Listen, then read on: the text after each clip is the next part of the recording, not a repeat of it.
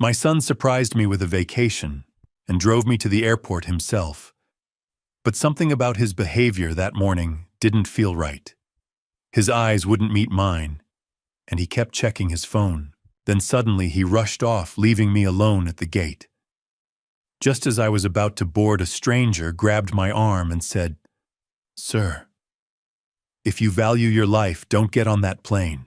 The truth he revealed moments later exposed a nightmare hiding inside my own family. Hello everyone, and welcome.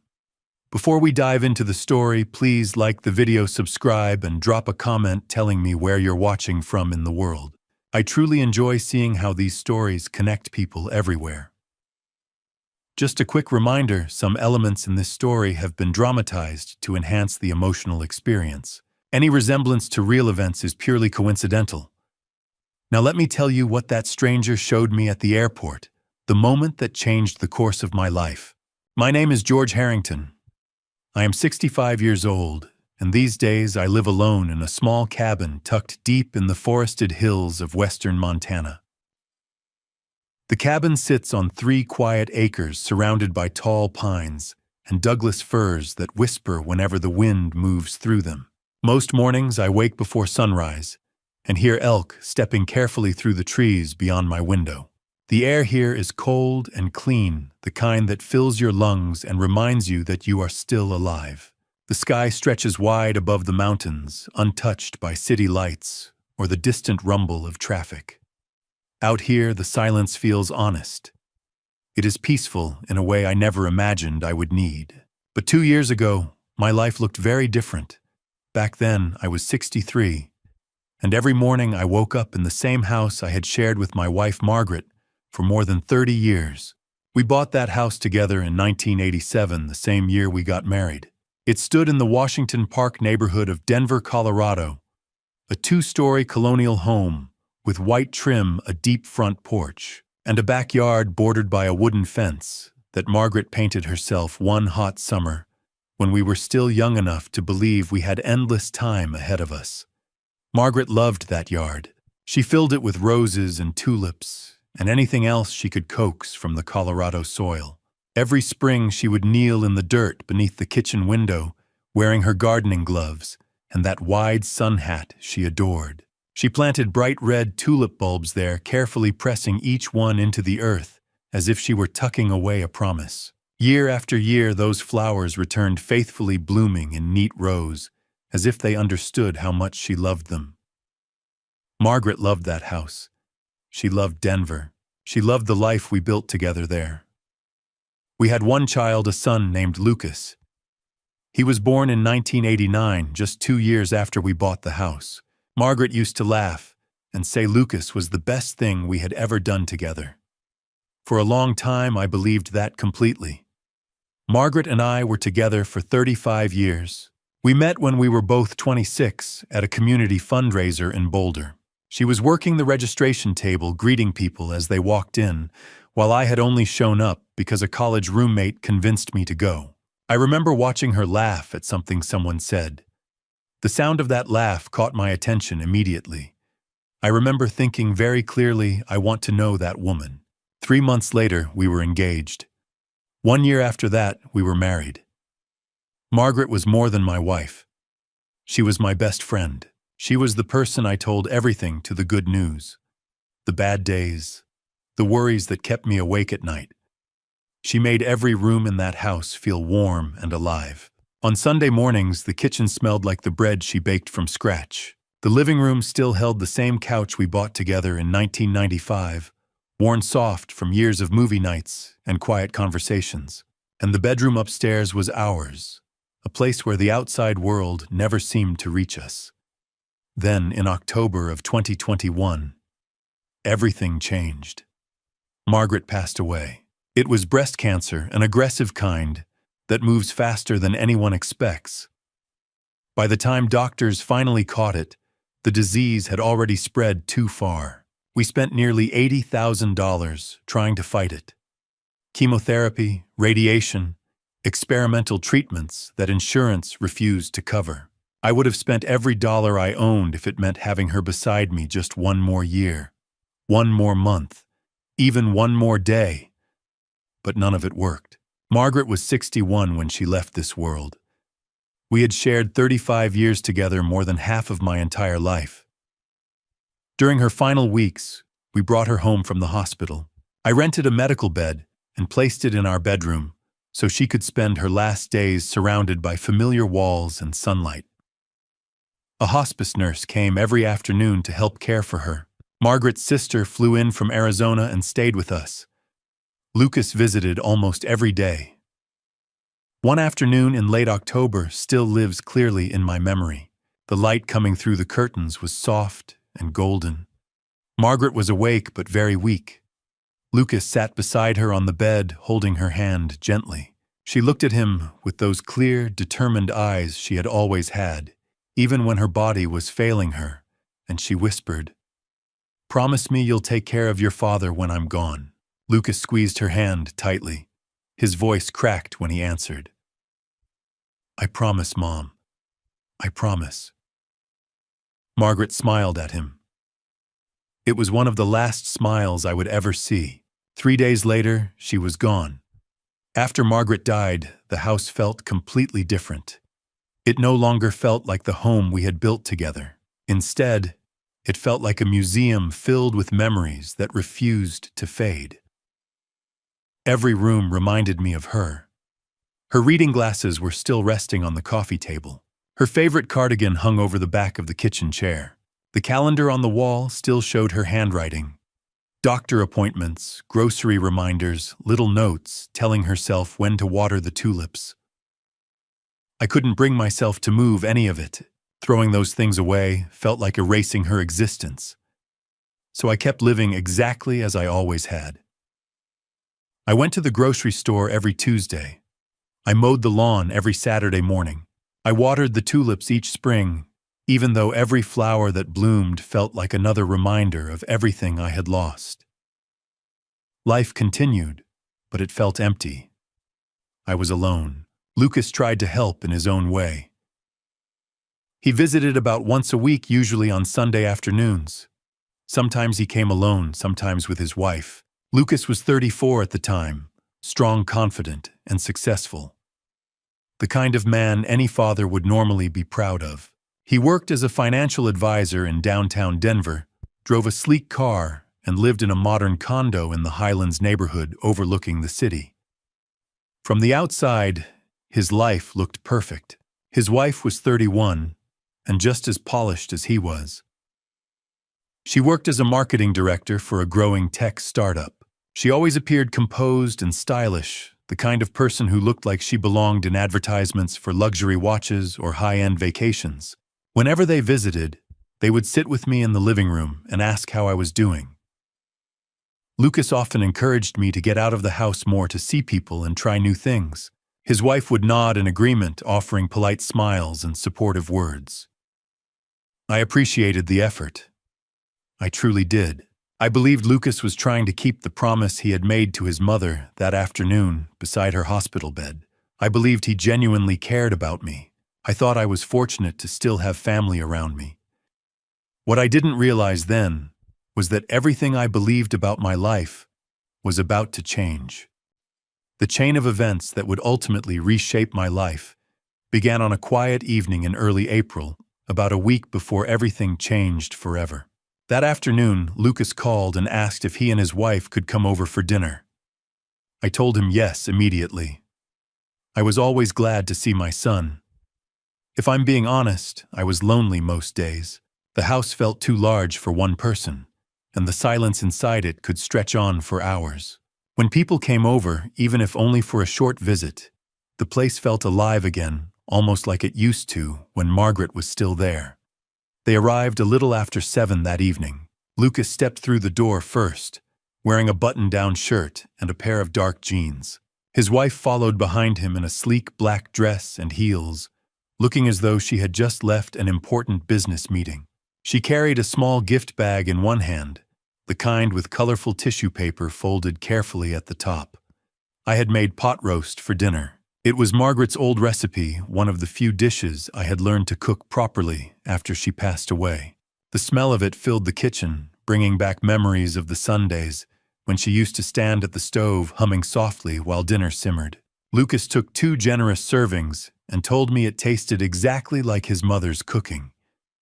His wife smiled politely and said I should cook more often. After dinner, we cleared the dishes together and brought them to the sink. Once the kitchen table was empty again, Lucas reached into the inside pocket of his jacket and pulled out a blue envelope. Without saying much, he slid it slowly across the table toward me. "Dad," he said, "we want to give you something." I looked at the envelope, puzzled. "What's this?" I asked. "Just open it," his wife said. She leaned slightly forward in her chair, smiling brightly, with that perfectly rehearsed expression she always seemed to wear. I opened the envelope carefully. Inside were 3 airline boarding passes. They were business-class tickets from Denver International Airport to Phnom Penh, Cambodia.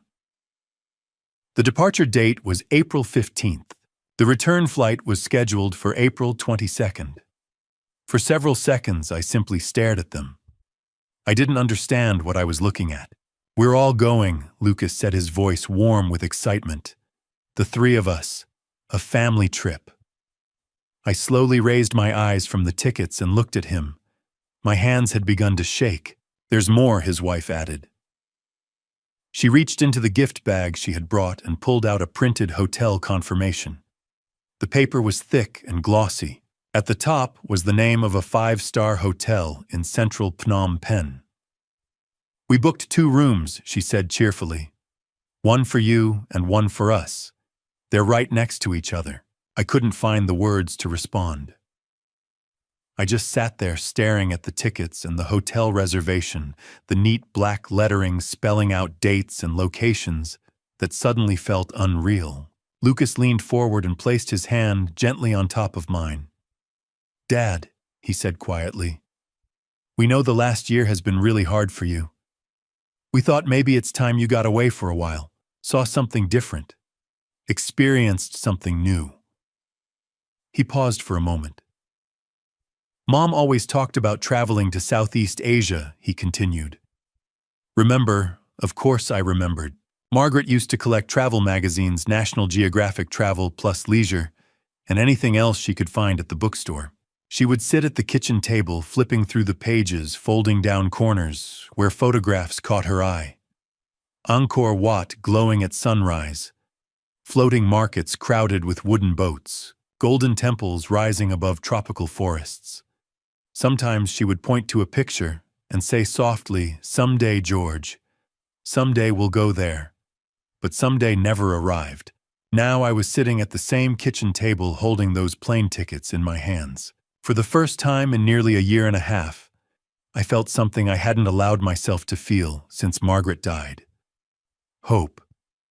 It was fragile and uncertain, like a small flame flickering in the wind. Lucas's wife reached across the table and squeezed my hand. Her grip was firm, almost too firm. "You deserve this," she said, looking directly into my eyes. "After everything you've been through." I felt my chest tighten. Before I knew it, tears were running down my face. I wasn't embarrassed. I simply sat there at the table where Margaret and I had shared breakfast almost every morning for decades. And I cried. Lucas stood up and walked around the table, wrapping his arms around my shoulders. "We're going to take care of you, Dad," he said quietly. "I promise." And in that moment, I believed him. During the following week, I threw myself completely into preparing for the trip. For the first time since Margaret passed away, I had something to look forward to. I drove to REI and bought travel clothes, lightweight cargo pants, breathable shirts, and a wide-brimmed hat to protect my face from the tropical sun. I picked up a sturdy travel backpack, a portable charger for my phone, and a small money belt to keep my passport safe. At the checkout counter, the young cashier smiled and asked where I was headed. When I told her Cambodia, her eyes widened. "That's incredible," she said. "You're going to love it." I hoped she was right. A few days later, I stopped by the bookstore and bought a thick travel guide about Cambodia. The pages were filled with glossy photographs, Ancient temples rising from jungle ruins, crowded night markets glowing with lantern light, the wide brown waters of the Mekong River winding through the countryside. Every evening, I would sit at the kitchen table turning those pages slowly. I imagined the three of us exploring those places together. I pictured Lucas pointing out landmarks from the guidebook, his wife snapping photographs of temples and markets, the three of us sitting by the river with cold drinks in our hands, while wooden boats drifted quietly past. I even called my old friend Frank to tell him about the trip. Frank had been my neighbor for 15 years before moving to Boulder. Even after he left Denver, we stayed in touch. "Well, it's about damn time," Frank said with a laugh when I told him the news. "Margaret wouldn't want you locked up in that house forever, George. She'd want you out there living." I knew he was right. But looking back now, there were small details, tiny moments I didn't question at the time, that should have made me pause. Lucas stopped by the house twice more that week, saying he wanted to check on me and help with packing. Both visits felt strange. He seemed distracted. He sat on the couch with his phone in his hand, glancing down at the screen every few seconds. His leg bounced constantly. His jaw looked tight like he was clenching his teeth. When I asked if something was bothering him, he quickly shook his head. "Everything's fine, Dad," he said. "Just work stuff. Don't worry about it." His wife behaved differently. If anything, she seemed almost too enthusiastic. Every time she spoke about the trip, it sounded like she was performing for an audience. She walked around the house, complimenting the furniture, asking me how I was feeling, telling me how excited she was to see Cambodia. But there was something about her eyes. They looked flat, distant. There was something behind them that I couldn't quite identify. At the time, I told myself I was imagining things. I assumed I was simply nervous about traveling again after Margaret's death. I told myself Lucas and his wife were busy professionals with demanding careers. The fact that they were taking an entire week off to travel with me felt like a generous gift. I didn't allow myself to question it. The night before the flight, I walked slowly through the house one last time. I paused in the doorway of the bedroom Margaret and I had shared for 35 years. The room still carried the faint scent of her perfume, lavender mixed with vanilla. Standing there in the quiet darkness, I spoke softly the same way I used to when she was still beside me. "We're finally going to see the places you dreamed about, Margaret," I whispered. "All three of us." That night I went to bed feeling something I hadn't experienced in a long time. Excitement, anticipation, a cautious, delicate kind of happiness. When morning arrived, I woke up at 4 o'clock, my heart filled with hope for the journey ahead. Lucas and his wife arrived at exactly 4:30 that morning. I heard their car pull into the driveway before I even saw the headlights through the front window. The low hum of the engine faded, followed by the soft thud of 2 car doors closing outside. I was already standing near the front door with my suitcase and travel backpack beside me. My passport was tucked safely inside the inner pocket of my jacket. I had been awake for almost half an hour, too excited about the trip to fall back asleep. Before they had a chance to knock, I opened the door. "Morning," Dad, Lucas said. His voice sounded strangely flat, almost mechanical, like he was reciting something rather than speaking naturally. "Morning, son," I replied, smiling. Then I looked past him toward his wife, who stood a few steps back on the porch. "Good morning," she nodded politely. "Morning, Dad." Her smile appeared tight and controlled. It was the kind of polite expression people wear in photographs. It didn't quite reach her eyes. Without saying much else, Lucas reached for my suitcase. He lifted it and carried it straight to the trunk of the car. His wife followed him quietly, her purse slung over one shoulder, her phone already resting in her hand. I stepped outside, closed the door behind me, and locked the house. For a moment, I glanced back at the windows, feeling a strange mixture of nervousness and excitement. Then I walked down the driveway and climbed into the passenger seat. Lucas slid into the driver's seat. His wife settled into the back seat directly behind me. I twisted slightly in my seat to look at her. "You excited?" I asked. Yeah, she answered, but she wasn't looking at me. Her gaze remained fixed on the dark street outside the window. Lucas started the engine and slowly pulled the car out of the driveway.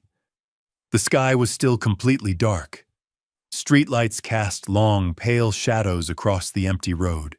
It was the kind of quiet you only hear in the earliest hours of morning before the city begins to stir. My mind was racing with anticipation. I had been waiting all week for this trip, imagining everything we would see together. I began talking almost immediately. I was reading in the guidebook last night about the temples near Phnom Penh, I said. There are some incredible ones not too far from the city, and I definitely want to see the Royal Palace and the Silver Pagoda. Neither of them responded. I also read about the Russian market, I continued. Apparently the street food there is amazing. Everyone says the noodles are the best in the city. And there's a river tour along the Mekong at sunset that looks incredible. Still nothing. Lucas stared straight ahead at the road, both hands locked tightly around the steering wheel.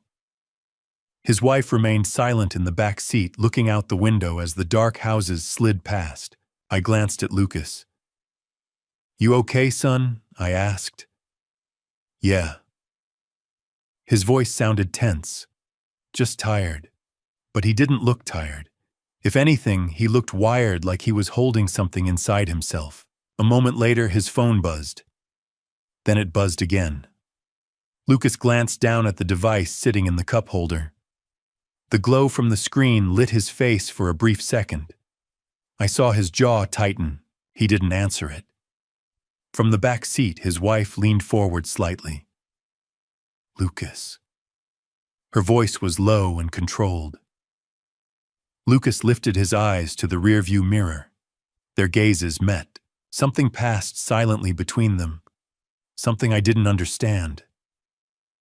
Then Lucas looked back at the road and tightened his grip on the wheel. The phone buzzed again. This time his wife reached forward from the back seat and picked it up from the cup holder. She unlocked it, read the message, and quickly typed something with her thumb. After that, she placed the phone back down without saying a word. "Work?" I asked casually. "Yeah," Lucas replied. He didn't look at me. "Just some last-minute stuff." I nodded, though the exchange left me uneasy. It was barely 5 in the morning. Who would be texting him about work at that hour? And why was his wife answering messages on his phone? I pushed the thought aside. They both had demanding careers. Taking a week off on short notice probably meant tying up loose ends before leaving. We continued driving in silence. The highway stretched ahead of us, empty and dim under the glow of distant streetlights. One by one, the lamps slid past our windshield like slow-moving stars. I looked over at Lucas again. His knuckles had turned white where his fingers gripped the wheel. His shoulders were hunched forward, and his jaw looked locked tight. Trying to lighten the mood, I spoke again. "You know, I said this reminds me of when I first taught you how to drive." There was no response. "You were 16, I continued. "We came out early on a Sunday morning, just like this, before there was any traffic. You were so nervous you could barely get the car out of the driveway." I chuckled quietly at the memory. "You stalled 3 times before we even made it to the end of the block. Your mom was standing on the porch waving at us. She was so proud of you." Lucas said nothing. I glanced back toward his wife. She was staring out the window with a blank expression, as if she hadn't heard a single word. I stopped talking. Instead, I turned toward my own window and watched the dark silhouettes of trees and buildings slide past. A few minutes later, Lucas's phone buzzed again. This time he picked it up himself. He unlocked it, read the message on the screen, and suddenly his face drained of color. He looked quickly into the rearview mirror. His wife gave a tiny nod, almost imperceptible. Lucas set the phone back down harder than necessary. "Everything okay?" I asked quietly. "Fine," he snapped. Then he seemed to catch himself. "Sorry, Dad," he said more softly. "I'm just dealing with some stuff. Don't worry about it." but I was worried. I couldn't help it. Something about the entire situation felt wrong. Lucas's hands were trembling slightly. His breathing sounded shallow and uneven, and his wife sat behind me with an unsettling calm, like she was waiting for something to happen. I tried to convince myself I was imagining things. Maybe I was simply nervous about traveling again after Margaret's death. By the time we reached Denver International Airport, the sky had begun to lighten.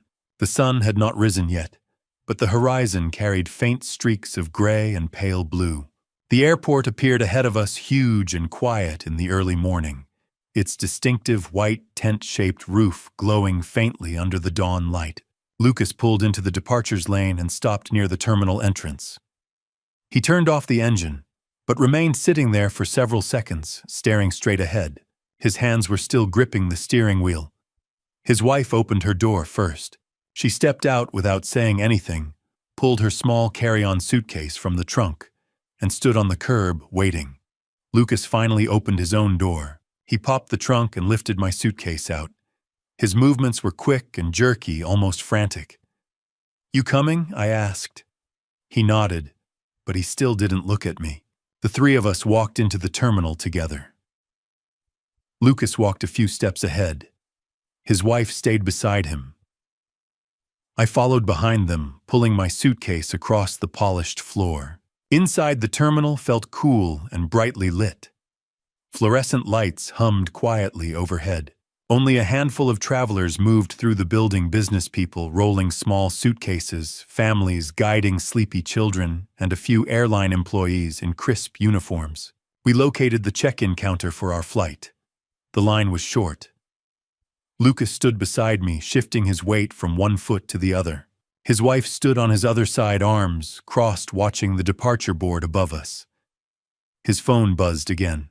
He pulled it out, read the message quickly, then shoved the phone back into his pocket. His wife glanced toward him. He gave a slight shake of his head. The line moved forward. When it was our turn, the woman behind the counter greeted us with a friendly smile and asked for our identification and boarding passes. I handed mine over calmly. Lucas reached into his jacket pocket and pulled out his driver's license. But his hand was shaking so badly that the plastic card rattled loudly when he placed it on the counter. We finished checking in and made our way toward the security checkpoint. The TSA line was surprisingly short that morning. Lucas walked several steps ahead of me, his phone already in his hand again. His wife kept pace beside him without saying a word. I followed behind them with my suitcase, trying my best to ignore the uneasy knot tightening in my stomach. Security went smoothly enough. Shoes off, laptop out, pockets empty. A routine I'd done dozens of times before. I collected my belongings on the other side of the scanner, slipped my shoes back on, and reached for my bag. When I looked up, Lucas and his wife were already walking toward the gates. They hadn't waited. "Lucas, wait up," I called out. He stopped, but he didn't turn around. His wife paused beside him. I pulled my suitcase along the floor and caught up with them.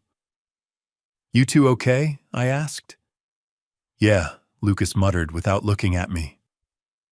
"Gates this way." We continued through the terminal together, though it hardly felt like we were together at all. A few early travelers passed by us, business people, dragging sleek carry-on bags, a couple holding hands, a tired-looking family shepherding two sleepy children. Overhead announcements echoed through the wide terminal, bouncing off the high ceilings. We reached Gate B23 at exactly 6:45. I glanced up at the large departure board mounted above the seating area. United Flight 1847 Denver DEN to San Francisco, SFO, departure 8 a.m., boarding 7:30 a.m., status on time. Seeing the flight information made a small flutter of excitement stir in my chest. In a little over an hour, we'd be airborne, heading west toward the first leg of our long journey. I spotted 3 empty seats near the window and sat down, setting my bag beside me. Lucas didn't sit. Instead, he began pacing slowly back and forth near the gate entrance. Every few seconds, he checked his phone, his thumb hovering over the screen. His wife lowered herself into the seat next to me. She sat stiffly, her back straight, her hands folded in her lap. Her gaze remained fixed straight ahead. "Everything okay?" I asked her quietly. She turned her head toward me. For a brief moment, something flashed across her eyes, something quick and unreadable. Then her expression smoothed over again. "Yes, Dad," she said with a thin smile. "Just tired." I nodded, though the answer didn't quite satisfy the growing unease in my chest. Lucas kept pacing. His phone buzzed again. He looked down at it immediately. I watched his jaw tighten as he read the screen. Then he glanced toward his wife. She gave him the faintest nod. The tension between them felt invisible but unmistakable, like a wire pulled tight. At 7:10, the overhead speaker crackled to life. The gate agent's voice echoed across the seating area. "Good morning, ladies and gentlemen. We will now begin boarding United Flight 1847 with service to San Francisco. At this time, we would like to invite our first class and business class passengers to begin boarding." That was our group. I stood up, reaching for my bag. "All right," I said with a small smile. "Let's go." Lucas stopped pacing. Slowly, he turned to face me. The color had drained from his face. His eyes looked red and glassy, as though he hadn't slept at all. Suddenly, he stepped forward and grabbed my hand. "Dad," he said. His voice cracked. "I need to tell you something." The knot in my stomach tightened instantly. "What is it?" I asked. He opened his mouth as if to speak, but no words came out. Instead, his eyes drifted toward his wife. She stood up slowly from the chair and walked over, placing one hand firmly on his shoulder. "We can't go," Lucas said at last, his voice barely louder than a whisper. For a moment, I thought I had misheard him. What I asked.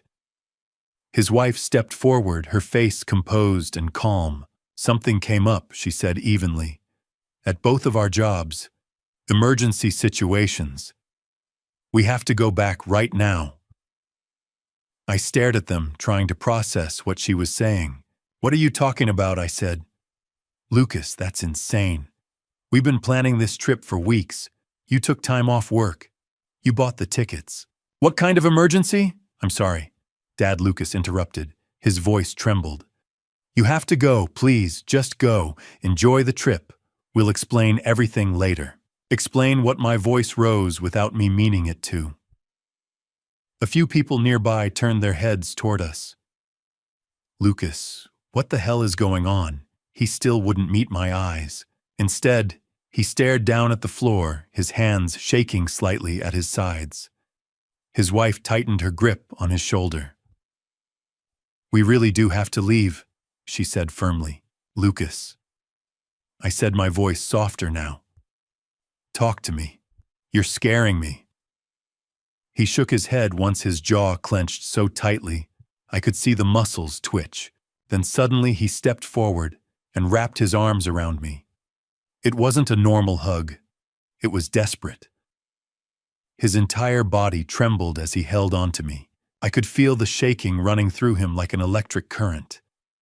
He leaned close to my ear and whispered, "I love you, Dad." His voice broke. "I'm so sorry. I'm so sorry." Before I could respond, his wife grabbed his arm. "Lucas," she said sharply, "we have to go. Now." Lucas released me slowly. His eyes were wet. His wife was already tugging him toward the exit. "Lucas," I shouted. "Lucas, wait," but he didn't stop. The two of them turned and walked away quickly, almost running toward the terminal exit. Within seconds, they were gone. I stood there frozen beside the gate, my suitcase in one hand, my boarding pass clutched in the other. My heart pounded hard against my ribs. My thoughts spun in circles. What just happened? The overhead speaker crackled again. "Final boarding call for business class passengers on United Flight 1847. I looked down at the boarding pass in my hand. Seat 3A. the trip I had spent the past week dreaming about. But suddenly I didn't want to go anymore. Not without my son. Not without understanding what had just happened. Still, what choice did I have? The tickets were non-refundable. The hotel reservation was already paid for. Lucas had practically begged me to continue the trip without him. Maybe it really was some kind of emergency. Maybe he would explain everything when I got back. I took a deep breath and lifted my bag. Slowly, I walked toward the gate. The agent standing at the counter smiled politely. "Good morning, sir. Boarding pass, please." I handed it over. She scanned it, returned it to me, and gestured toward the jetway. "Have a wonderful flight." I nodded. I took one step toward the door, and then I felt a hand rest gently on my shoulder. I turned around. A man stood behind me. He looked to be in his late 40s, maybe early 50s. His hair was streaked with gray, and his face was weathered like someone who had spent a lot of time outdoors. He wore jeans, a flannel shirt, and heavy boots. But it was his eyes that caught my attention. They were steady, focused, serious. He leaned slightly closer and spoke in a quiet, controlled voice. "Sir," he said, "please don't get on that plane." I stared at the man in front of me, confusion quickly giving way to irritation. "Excuse me," I said sharply. "Who are you? What are you talking about?" The man didn't react to my tone. His hand remained on my shoulder, steady, calm, almost reassuring. He looked directly into my eyes, unflinching. He appeared to be somewhere in his late 40s, maybe a little older. His short hair was already turning gray, and his face had the rough, weathered look of someone who had spent most of his life outdoors. He wore jeans and a blue flannel shirt, the kind of simple clothes you might see on a rancher or a carpenter.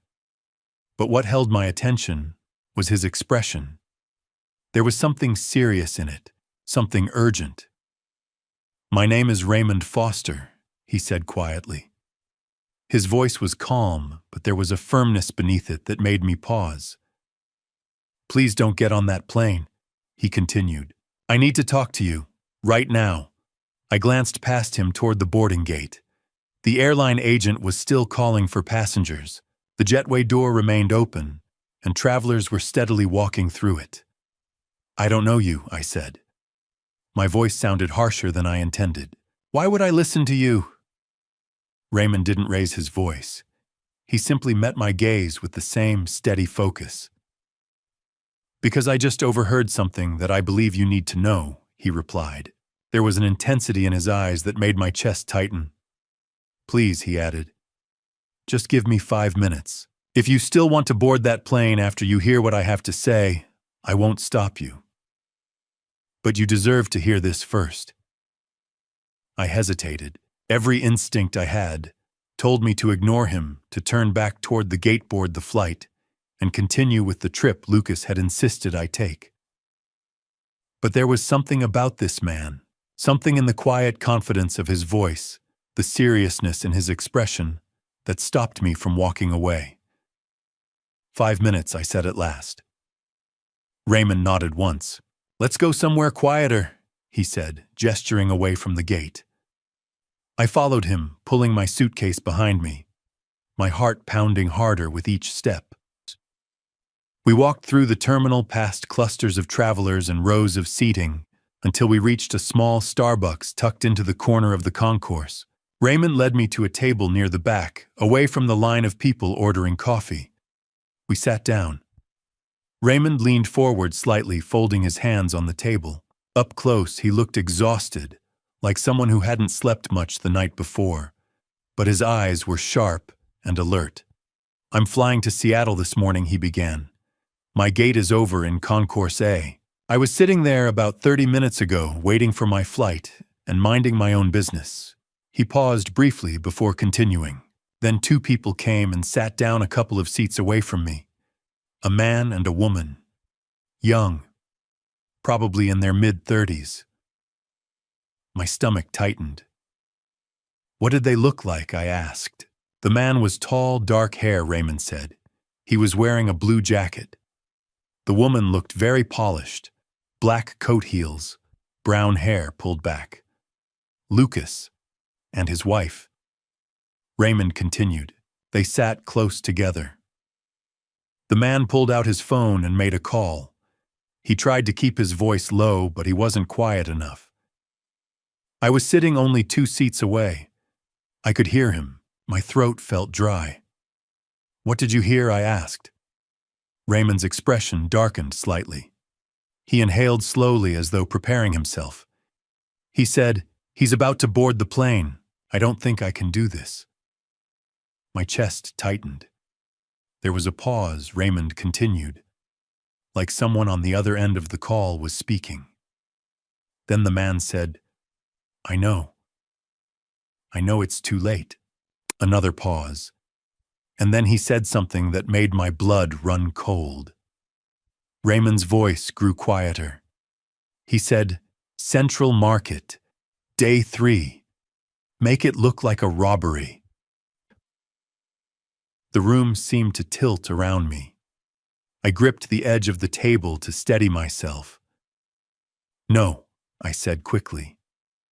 "No, that's not possible. You must have misheard. You must have." "I didn't mishear," Raymond said firmly but calmly. "I heard him clearly."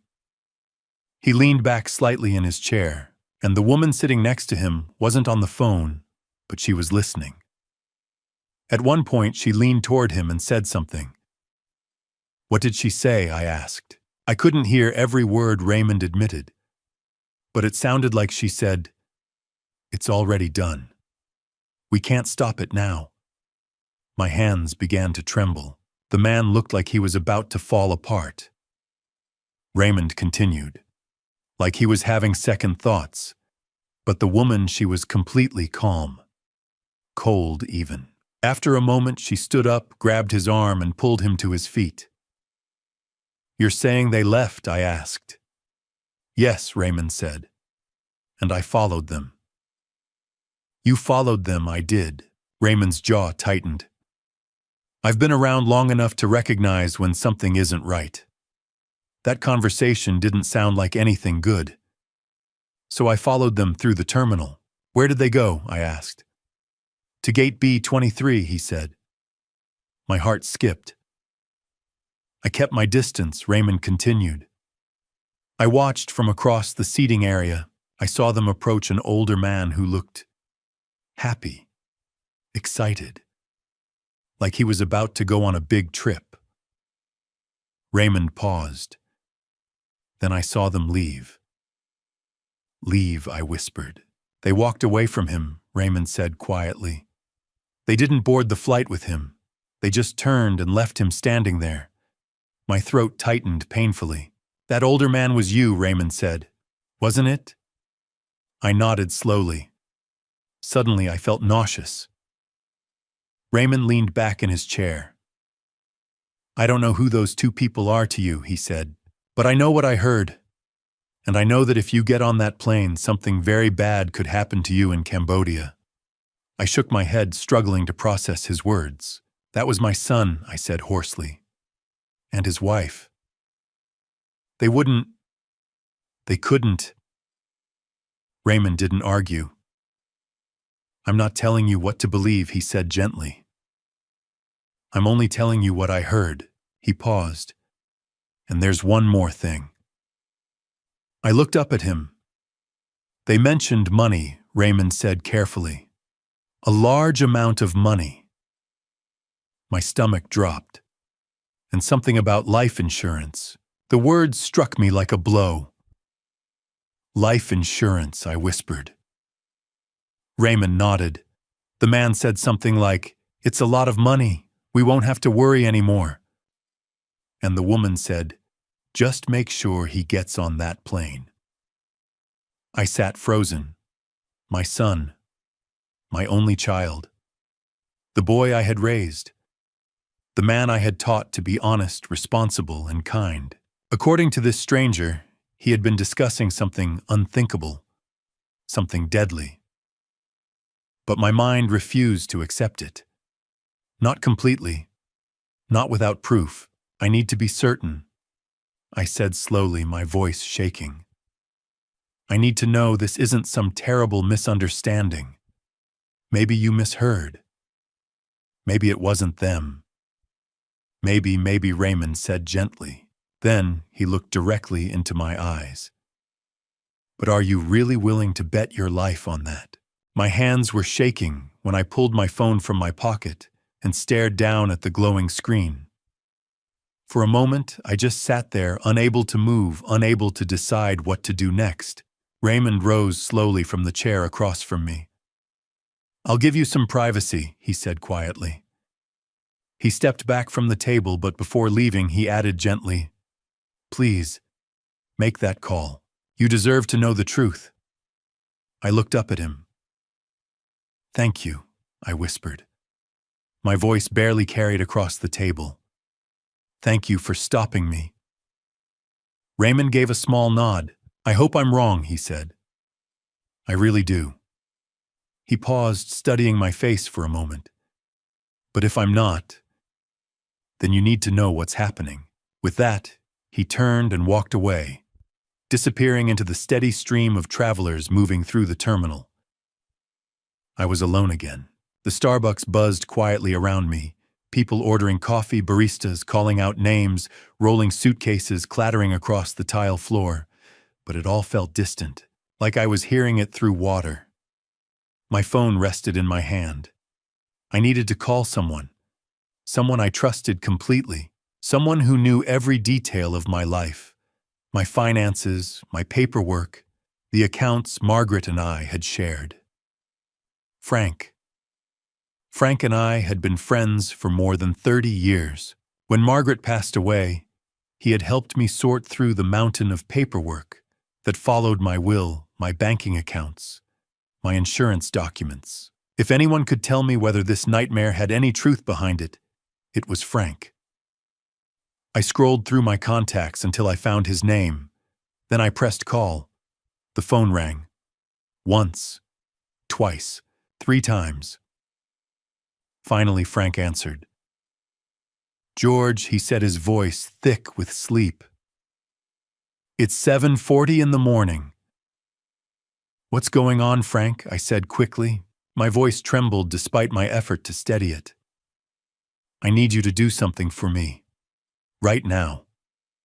Please." There was a rustling sound on the other end of the line sheets, shifting, a mattress creaking. Frank was sitting up. "What's wrong?" he asked, suddenly alert. "Are you okay? I don't know," I admitted.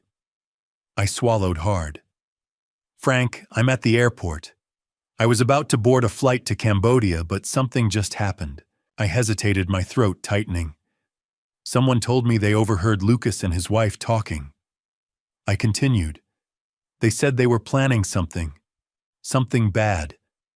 In Cambodia." Frank didn't respond immediately.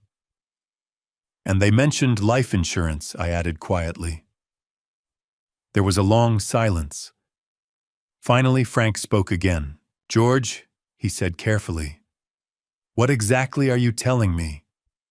"I'm saying I need you to check something," I said urgently. "I need you to go to my house. Right now. Use the spare key I gave you." "What, please just listen," I said. "Go inside. Look through my desk, my filing cabinet, every document. I need you to find out if there's a life insurance policy in my name that I don't know about." I took a shaky breath.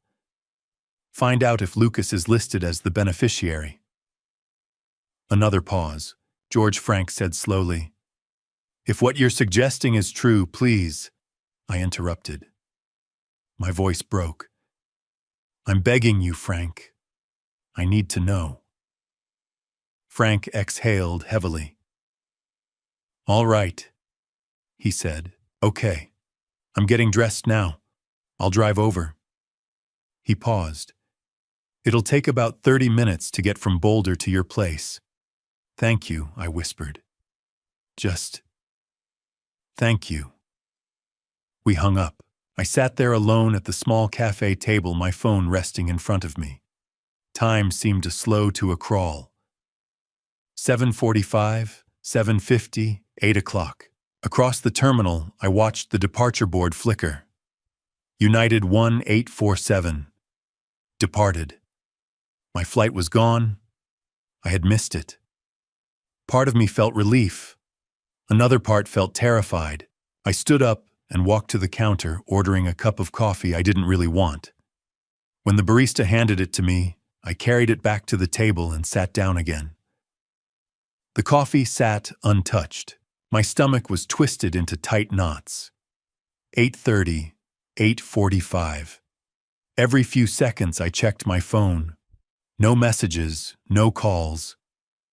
Finally, at exactly 9 o'clock, my phone rang. Frank, I answered immediately. Frank George. The moment I heard his voice, I knew something was wrong. In 30 years of friendship, I had never heard Frank sound like that. What did you find? I asked. Frank inhaled slowly. George, I'm in your house, he said. I went through your desk like you asked. There was a pause. And I found something. My heart pounded harder. What I whispered. I found a life insurance policy, Frank said. A new one. My stomach dropped. It's dated 3 months ago, he continued. January. I felt the blood drain from my face. How much? I asked quietly. Frank hesitated. $350,000. The room spun. Beneficiary, Frank said carefully, is Lucas Harrington. My son. I couldn't speak. Frank continued. George, I've seen your signature hundreds of times. I helped you sign paperwork after Margaret passed away. Another pause. The signature on this policy looks like yours, but something about it feels wrong. What do you mean? I asked weakly. The loops are too perfect, Frank explained. The pen pressure is unnaturally even. It looks practiced, like someone copied it carefully. You think it was forged? Yes, Frank said quietly, and there's more. I closed my eyes. I checked your bank statements, he continued. There was a withdrawal 2 weeks ago, $12,000, April 1st. I gripped the table edge. Do you remember approving that transfer? Frank asked. No, I said immediately. I didn't authorize anything. The transaction was done online, Frank said. The IP address traces back to Lucas's neighborhood, probably from his condo. My stomach churned violently. Frank, I said slowly, please tell me that's everything. Silence filled the line. Then Frank spoke again. George, there's a laptop here, sitting on your coffee table. What I think Lucas left it during his last visit, Frank said. And I opened it. My chest tightened. The browser history is still there, Frank continued. George, there are search terms from about 2 weeks ago. I waited. Life insurance payout timeline. Accidental traveler incidents in Southeast Asia. Phnom Penh Central Market crime statistics. How long to process international incident claims? The words felt like knives. Frank, I whispered. There's more, he said quietly. I found emails between Lucas and an anonymous account. The subject line reads, Arrangement confirmed. I pressed my hand against my forehead. The messages mention Central Market, Frank continued. Day 3, and a payment. My stomach dropped. $12,000, he said, half paid up front, half after the job is completed. My fingers tightened around the edge of the table. And George. Frank's voice cracked. I also found text messages between Lucas and his wife. My chest felt hollow. From this morning, Frank said. At 6:45, she texted him, Is he on the plane yet? I stopped breathing. Lucas replied, "Almost. I can't do this." Frank swallowed. She answered, "You don't have a choice. It's already in motion. Central Market. Day 3. Make sure he boards." Everything inside me went still. My son. My only child. The boy Margaret had loved more than anything. George Frank said, "Are you still there?" "Yeah," I managed. "George, I'm calling the police," Frank said firmly. "Right now. You need to stay exactly where you are. Stay at the airport. Do you understand me?" I nodded, even though he couldn't see. "Okay." "I'm contacting the Denver Police Department," he continued. "I'll tell them everything I found. They'll send officers to meet you there. Don't go anywhere." "Okay," I whispered again. "George." Frank's voice broke. "I'm so sorry. I'm so sorry." I couldn't answer. I ended the call and set the phone down on the table. My hands were trembling. My whole body was trembling. Around me, travelers rushed through the busy terminal, dragging luggage and checking departure screens, moving forward with their ordinary lives. And I sat there in the middle of it all, completely hollow. My own son had tried to have me killed. For money. For $350,000. I couldn't breathe. Frank's final words echoed over and over inside my mind. "George, I'm calling the police. Right now, 9:15 in the morning." I had no idea what I was supposed to do next. I didn't know where to go, who to talk to, or how to process what I had just learned. So I remained exactly where I was sitting at that small Starbucks table in the middle of the airport terminal. My cup of coffee sat untouched in front of me, growing colder by the minute. Travelers streamed past in every direction, families dragging suitcases, business people hurrying toward their gates, airline employees speaking into radios. No one noticed me. I felt like I had become invisible. 30 minutes passed that way. At 9:45, 2 people approached my table. They were dressed in plain clothes, a man and a woman, but there was something about their posture that immediately told me they weren't ordinary travelers. The man looked to be around 50. His hair was salt and pepper gray, cut short and neat. His face was weathered, the expression serious and focused. The woman beside him was younger, maybe in her late 30s, with sharp eyes and a calm but no-nonsense demeanor. The man reached into his jacket and held up a badge. "Mr. Harrington." I looked up. "Yes. My name is Detective James Bradley," he said. "This is Officer Patricia Wells with the Denver Police Department. Your friend Frank Coleman contacted us." He gestured toward the empty chair across from me. "Would it be all right if we sat down?" I nodded silently. They both took seats across from me. Detective Bradley folded his hands neatly on the table and studied my face for a moment. "Mr. Harrington?" he said, his voice calm but firm. "We need to ask you a few questions. But first I want you to understand that we're taking this situation very seriously. Your friend gave us information suggesting that you may be in danger." He paused. "Is that correct?" My throat felt dry. "Yes," I said quietly. Officer Wells pulled a small notebook from her jacket and clicked a pen open. "Can you walk us through everything that happened this morning?" Bradley asked. I took a deep breath. Then I began telling them the entire story. I explained how Lucas and his wife had given me the airline tickets. I described the trip they had planned to Cambodia. I told them about the strange behavior in the car that morning, the tension between them at the airport, and the moment they suddenly refused to board the flight. I described the man who had stopped me from getting on the plane. Detective Bradley leaned slightly forward. "The man who warned you," he said, "is he still here in the terminal?" I glanced around the busy Starbucks. "I'm not sure," I admitted. "He left after I called my friend Frank." Bradley exchanged a quick look with Officer Wells. She stood up immediately and scanned the area around the cafe. Within a minute, she returned, and beside her was Raymond Foster. Raymond stopped when he saw the detectives. His eyes moved briefly toward me before he spoke. "I'm the one who overheard the conversation," he said calmly.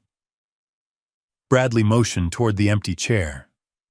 "Please sit down, Mr. Foster," he said. "Tell us exactly what you heard." Raymond sat across from us and carefully repeated everything he had told me earlier, word for word. He described Lucas's phone call, the hushed conversation, the phrase that had caught his attention. Central Market. Day 3. Make it look like a robbery. He explained how the woman had mentioned that it was already in motion. He repeated the references to money and life insurance. Officer Wells wrote continuously, her pen moving rapidly across the page. When Raymond finished, Bradley turned his attention back to me. "Mr. Harrington," he said, "we need information about your son and his wife." "What kind of information?" I asked weakly.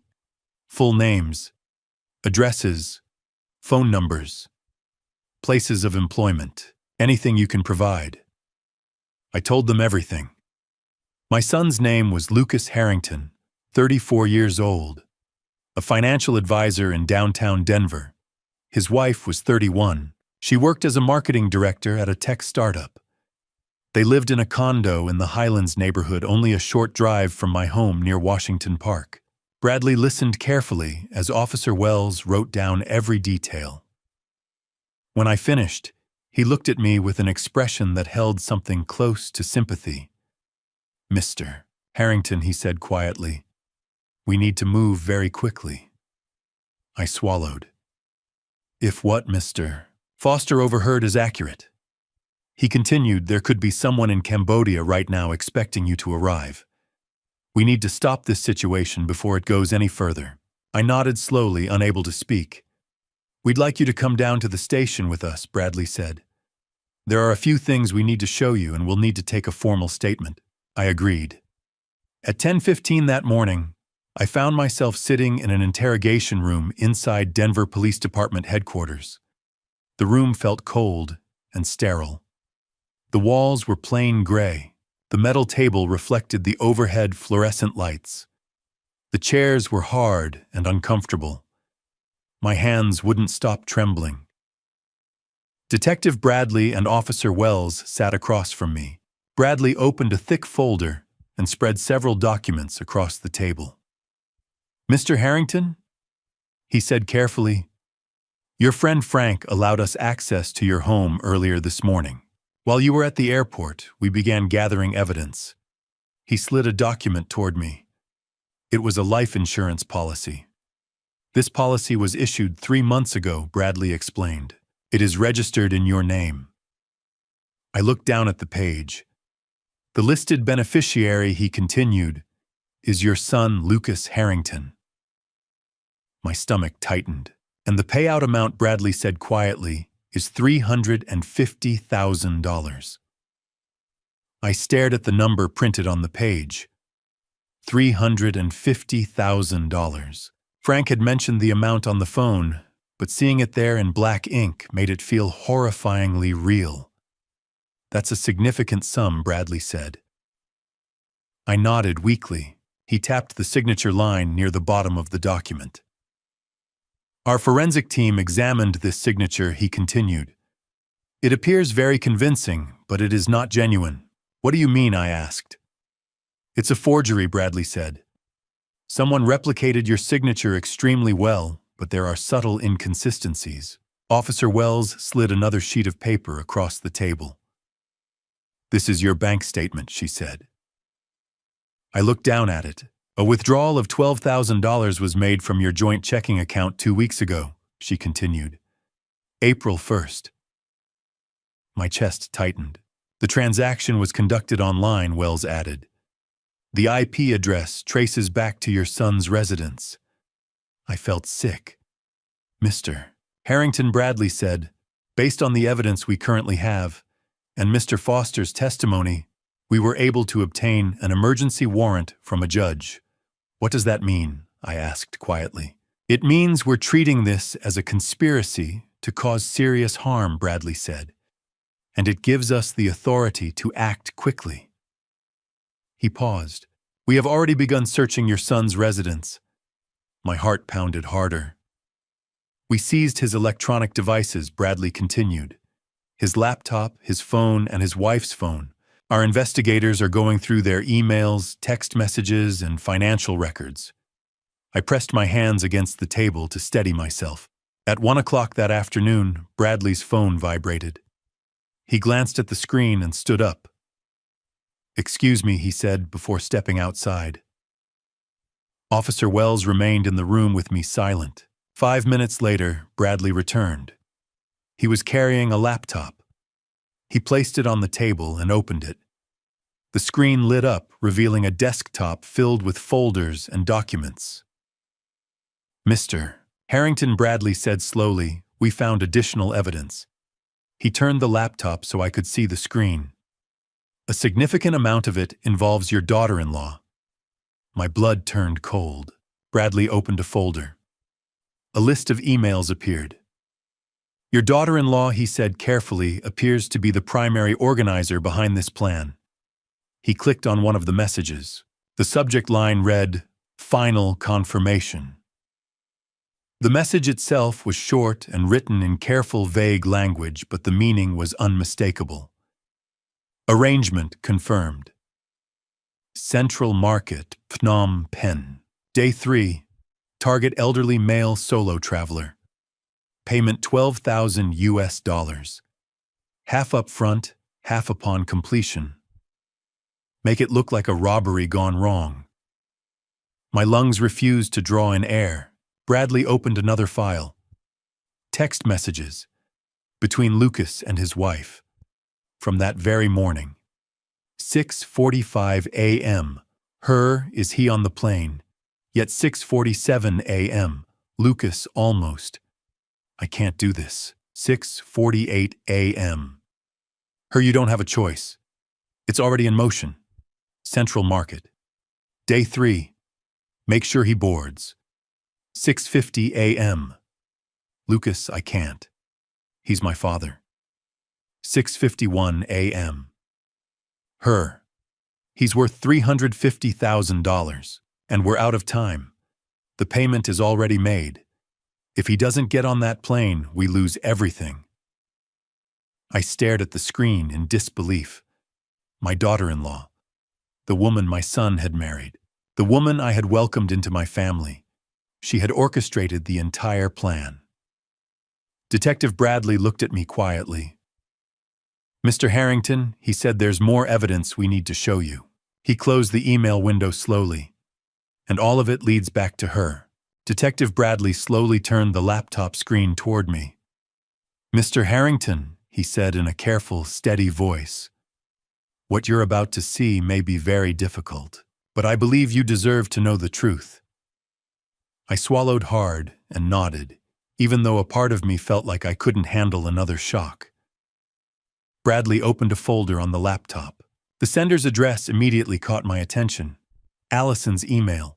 It was the same address she used for family messages, birthday photos, and the cheerful holiday greetings she sent every Christmas. But the recipient was someone I had never heard of. Fixer pp@proton.me. Bradley clicked on one of the messages.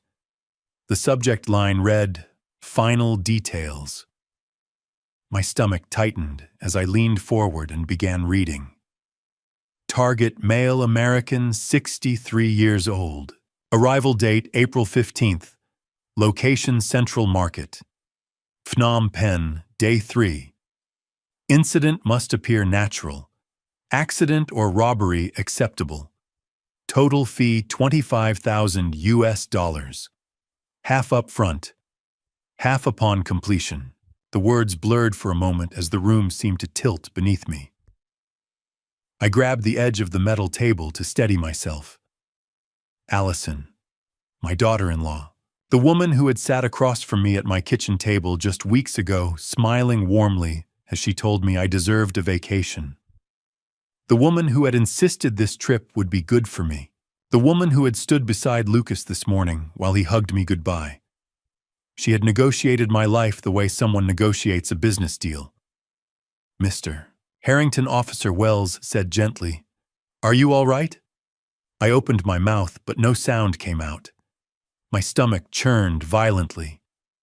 Detective Bradley opened another email.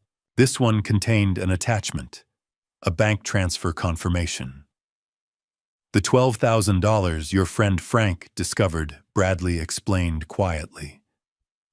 "It wasn't just withdrawn from your account. Allison transferred it to a Cambodian phone number." He pointed to the screen.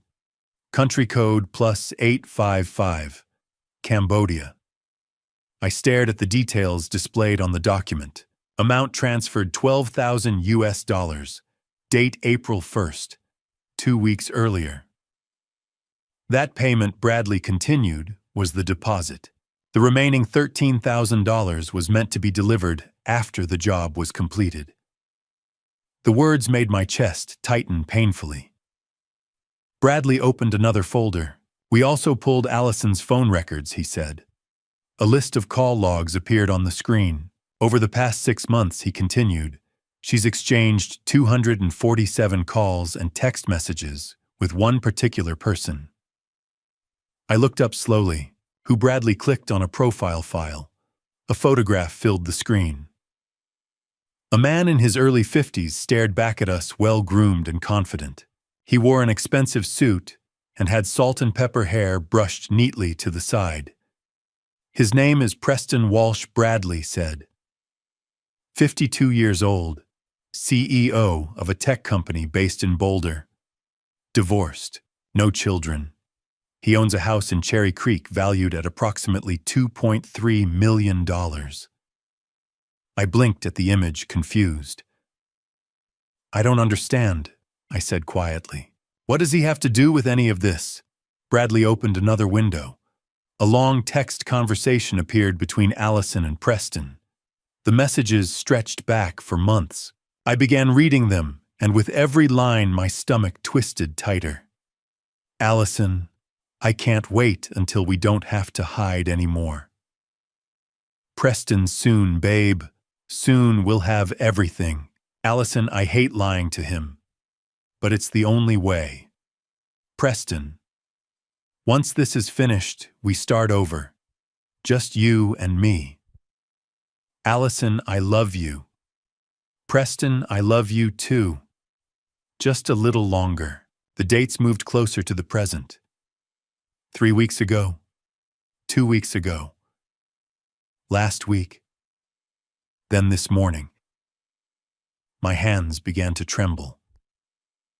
The newest message had been sent at 6:30 a.m., barely minutes before Lucas and Allison arrived to pick me up. "Allison, it's happening today. He's on his way to the airport."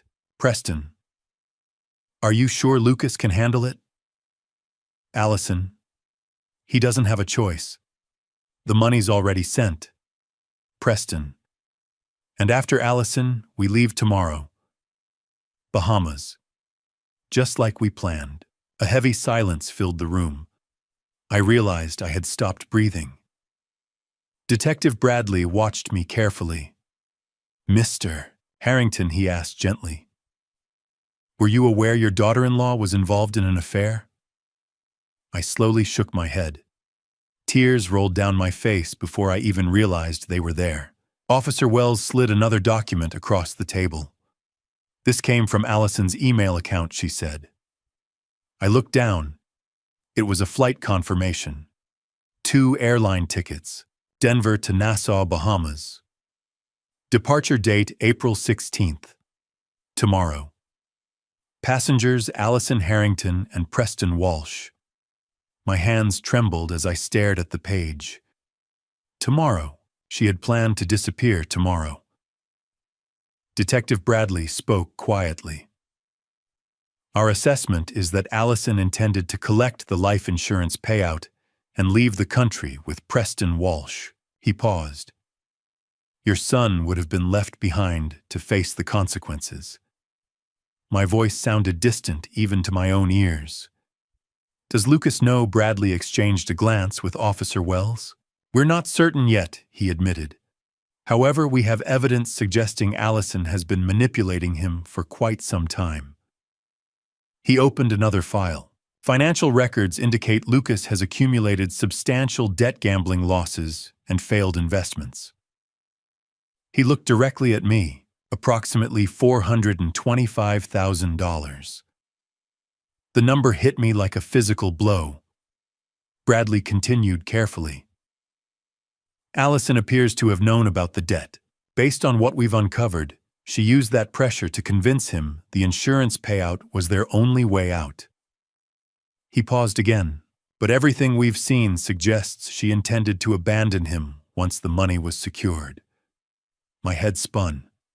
My son, my daughter-in-law, an affair, $425,000 in debt, a hired attack in Cambodia, a secret plan to escape to the Bahamas. It was too much to absorb. Detective Bradley finally spoke again. Mr. Harrington, we have enough evidence to move forward. I looked up slowly. We're preparing arrest warrants for both your son and Allison, he said. We'll also be bringing Preston Walsh in for questioning. My voice came out weak. What happens now? Bradley straightened slightly. We're sending units to locate them immediately. Your son is likely still at his condo. Allison may be there or she may already be with Preston Walsh. Either way, we'll find them. Officer Wells leaned forward. We're also notifying authorities in Cambodia, she added. If someone has been hired to carry out this attack at Central Market, we intend to stop them before anyone is harmed. I nodded numbly. Detective Bradley closed the laptop and stood. Then he looked down at me, his expression serious but measured. We're going to arrest them today, he said. He paused before continuing. Mr. Harrington, there's something I need to ask you. I waited. When we interrogate your son, Bradley explained you have the option of observing from the viewing room. You wouldn't be in the interrogation room with him, but you would be able to see and hear everything. He studied my face carefully. Some people find that it helps them understand what really happened. Others find it too painful. He folded his arms. The decision is completely yours. My mind raced. Did I want to see my son sitting across from detectives? Did I want to hear him explain how he became part of a plan to take my life? Did I want to look into his eyes and finally understand why? Detective Bradley waited patiently. Then he asked quietly, So tell me, Mr. Harrington, would you like to be present when we interrogate your son? I didn't answer Detective Bradley's question right away. Instead, I sat there in silence, staring down at the cold metal table while my thoughts spun in every direction. My mind felt heavy, like it was trying to process too many emotions at once. Did I want to see my son? Did I really want to hear what he had to say? Before I could force myself to respond, Bradley's phone vibrated on the table. He glanced at the screen, then stood up quickly. Excuse me, Mr. Harrington, he said. I need to coordinate the arrest. Officer Wells will stay here with you. He stepped out of the room, leaving the door to close softly behind him. Officer Wells remained seated across from me. Her posture was calm and steady, the same quiet professionalism she had shown since the beginning. Can I get you anything? She asked gently. Water, coffee, I shook my head. The idea of eating or drinking anything felt impossible. So I sat there, waiting. Time seemed to move strangely in that room. Minutes stretched out like hours, and every second felt heavier than the last. Nearly 2 hours passed before the door finally opened again. Detective Bradley walked back inside. His expression was tight and focused, but there was something else in his eyes, something that looked almost like relief. We got him, Bradley said. I lifted my head slowly. Lucas, I asked. Bradley nodded. Yes. He pulled out the chair and sat across from me again. He wasn't at his condo, he explained, But we located him at a friend's house, a man named Stephen Parker, 32 years old. He lives about 15 minutes from your son's place. Bradley folded his hands together on the table. Let me explain how it happened, he said. It was just after 2 in the afternoon when 4 police vehicles surrounded Stephen Parker's house. The neighborhood was quiet and suburban rows of small homes with trimmed lawns and quiet streets. Stephen's house was modest, a simple 2-story place with pale siding, a wooden fence surrounding the backyard, and a narrow driveway beside the garage. Detective Bradley led the team. Officer Wells was with him, along with 2 additional officers. Bradley walked straight to the front door and knocked firmly. 3 sharp knocks. A moment later, the door opened. A young man stood in the doorway. Tall, lean, messy brown hair. His expression was confused and uneasy. Stephen Parker. The moment he saw the police badges, the uniforms and the patrol cars parked outside, the color drained from his face. What's going on? Stephen asked nervously. We're looking for Lucas Harrington, Bradley said. Is he here? Stephen hesitated. Only for a second. But it was long enough. I need you to step aside, Mr. Parker, Bradley said. Stephen swallowed. I don't step aside. Now. Stephen slowly moved backward, raising his hands. Bradley stepped into the house. Officer Wells followed close behind. 2 other officers moved around the side of the building to cover the back exit. Lucas Harrington Bradley called out loudly, Denver Police Department, we have a warrant for your arrest. Come out now. For a moment the house was completely silent. Then there was movement. Fast movement. From the back of the house. Officer Wells reacted instantly. She rushed through the kitchen and burst out the back door into the yard. Lucas was already halfway across the lawn, running toward the fence. Stop, Police Wells shouted, but Lucas didn't stop. He kept running. Wells was faster. She closed the distance in seconds, catching him just before he reached the fence. She grabbed his shoulder and pulled him down hard. Lucas hit the grass face first. In the next instant, Wells had both of his arms behind his back, snapping handcuffs around his wrists with practiced speed. Lucas didn't fight. He didn't resist. He simply lay there on the grass with his face pressed into the dirt, and then he began to cry. Oh God, Lucas sobbed. Oh God. I didn't want this. I didn't want this to happen. His whole body shook. I didn't want this. I didn't want this. Wells pulled him to his feet, but Lucas could barely stand. His knees buckled as if the strength had drained out of him. Lucas Harrington Wells said in a steady official tone, You are under arrest for conspiracy to commit serious harm. You have the right to remain silent. But Lucas wasn't listening. He was crying too hard. 2 officers escorted him back through the house. Stephen Parker still stood in the doorway, pale and frozen with shock. What did he do? Stephen whispered. One of the officers looked at him. Conspiracy, he said. The victim was his own father. Stephen's legs nearly gave out. He grabbed the doorframe to steady himself. Outside, the officers placed Lucas in the back of a police car. He never looked up. He just sat there, slumped forward, his shoulders shaking as he cried.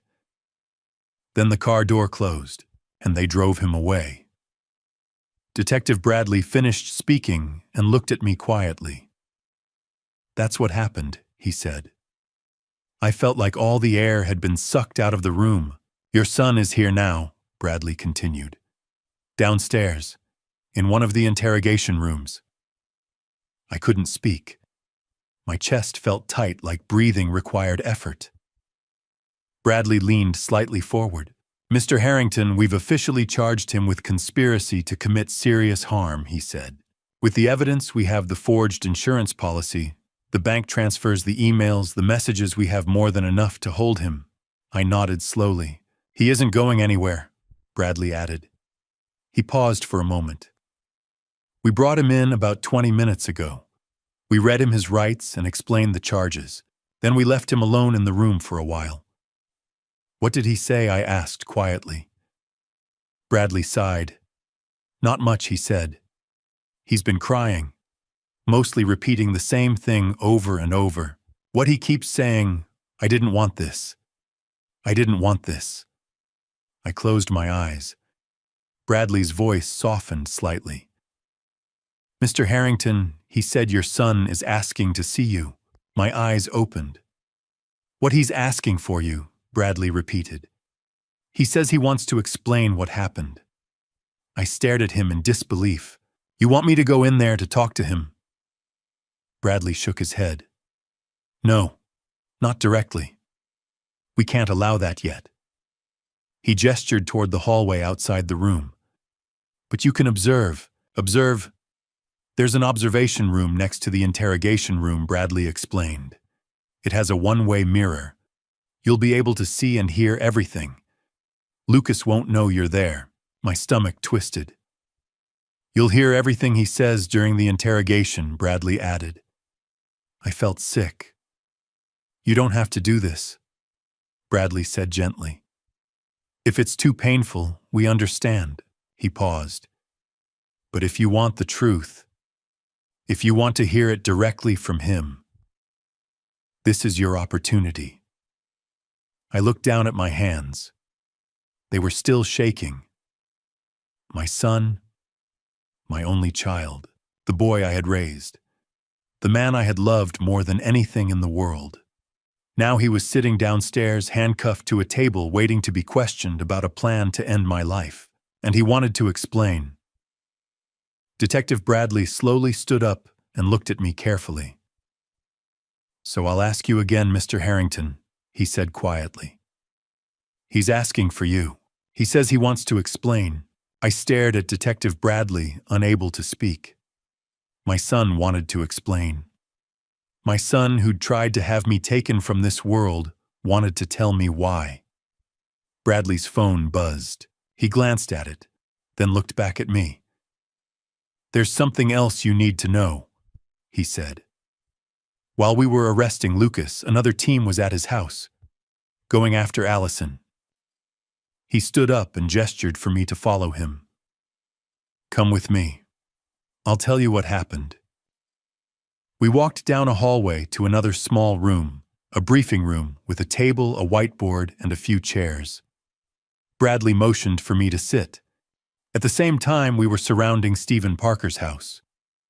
Bradley began. A second unit was executing a warrant at your son's condo in the Highlands. 4 officers, led by Sergeant Martinez. Bradley opened a folder and pulled out several photographs. Crime scene photos, evidence logs. When they arrived at 2 o'clock, Bradley continued. Allison was home, alone, and she was packing. He slid one of the photos across the table. It showed a bedroom with 2 large suitcases open on the bed, clothes folded neatly inside, shoes, toiletries. The officers knocked, Bradley said. Might announced themselves. Allison opened the door. She looked surprised but not panicked. Not at first. Bradley paused as if remembering the report he'd read. My Sergeant Martinez said, Allison Harrington, we have a warrant for your arrest. Put your hands on your head. And what did she do? I asked. She blinked, Bradley said. Like she didn't understand. Then she said, I'm sorry, what's going on? Where's Lucas? Bradley shook his head. She tried to play innocent, but Martinez wasn't buying it. He told her again, hands on your head, you're under arrest. She complied, I asked. Eventually, Bradley said. But not before she tried to talk her way out of it. She kept asking what the charges were. She kept saying there must be some mistake. She even tried to cry. I felt sick. Bradley slid another photo across the table. This one showed the interior of the condo, a sleek, modern space with hardwood floors and floor-to-ceiling windows. While Martinez was cuffing her, Bradley said, "The other officers searched the house, and they found a lot." He pulled out an evidence list and read from it. 2 plane tickets to Nassau, Bahamas, departing tomorrow morning at 9 a.m. Passengers Allison Harrington and Preston Walsh. First class. One-way tickets. My hands clenched into fists. $18,000 in cash. Bradley continued. Hidden in one of the suitcases, wrapped in a sweater, small bills, 50s and 100s. He looked up at me. That's the other half of the payment to the fixer in Cambodia. The first $12,000 was already sent. This $18,000 was supposed to be sent once the job was done. I couldn't breathe. They also found her laptop, Bradley said. Open on the kitchen counter, still logged in. Email correspondence with fixer pp@proton.me. Text messages with Preston Walsh. All of it right there. He slid another photo across. A screenshot of an email. Everything is set. He boards tomorrow. Day 3, Central Market. Make it look natural. Final payment upon confirmation. The email was sent from Allison's personal account 3 days ago. When confronted with the evidence, Bradley said Allison changed her strategy. She stopped playing innocent. She started blaming your son. What did she say? I asked. Bradley leaned back in his chair. She said Lucas must have used my account. He made me do this. He threatened me. I had no choice. I closed my eyes. But we have proof, Bradley said. Voice recordings from her phone calls with the fixer. Email metadata showing the messages were sent from her devices, not Lucas's. Text messages with Preston Walsh that make it very clear she was the one orchestrating this. He tapped the folder. Your daughter-in-law, Mr. Harrington, is the architect of this entire plan. She researched the fixer. She made the arrangements. She transferred the money.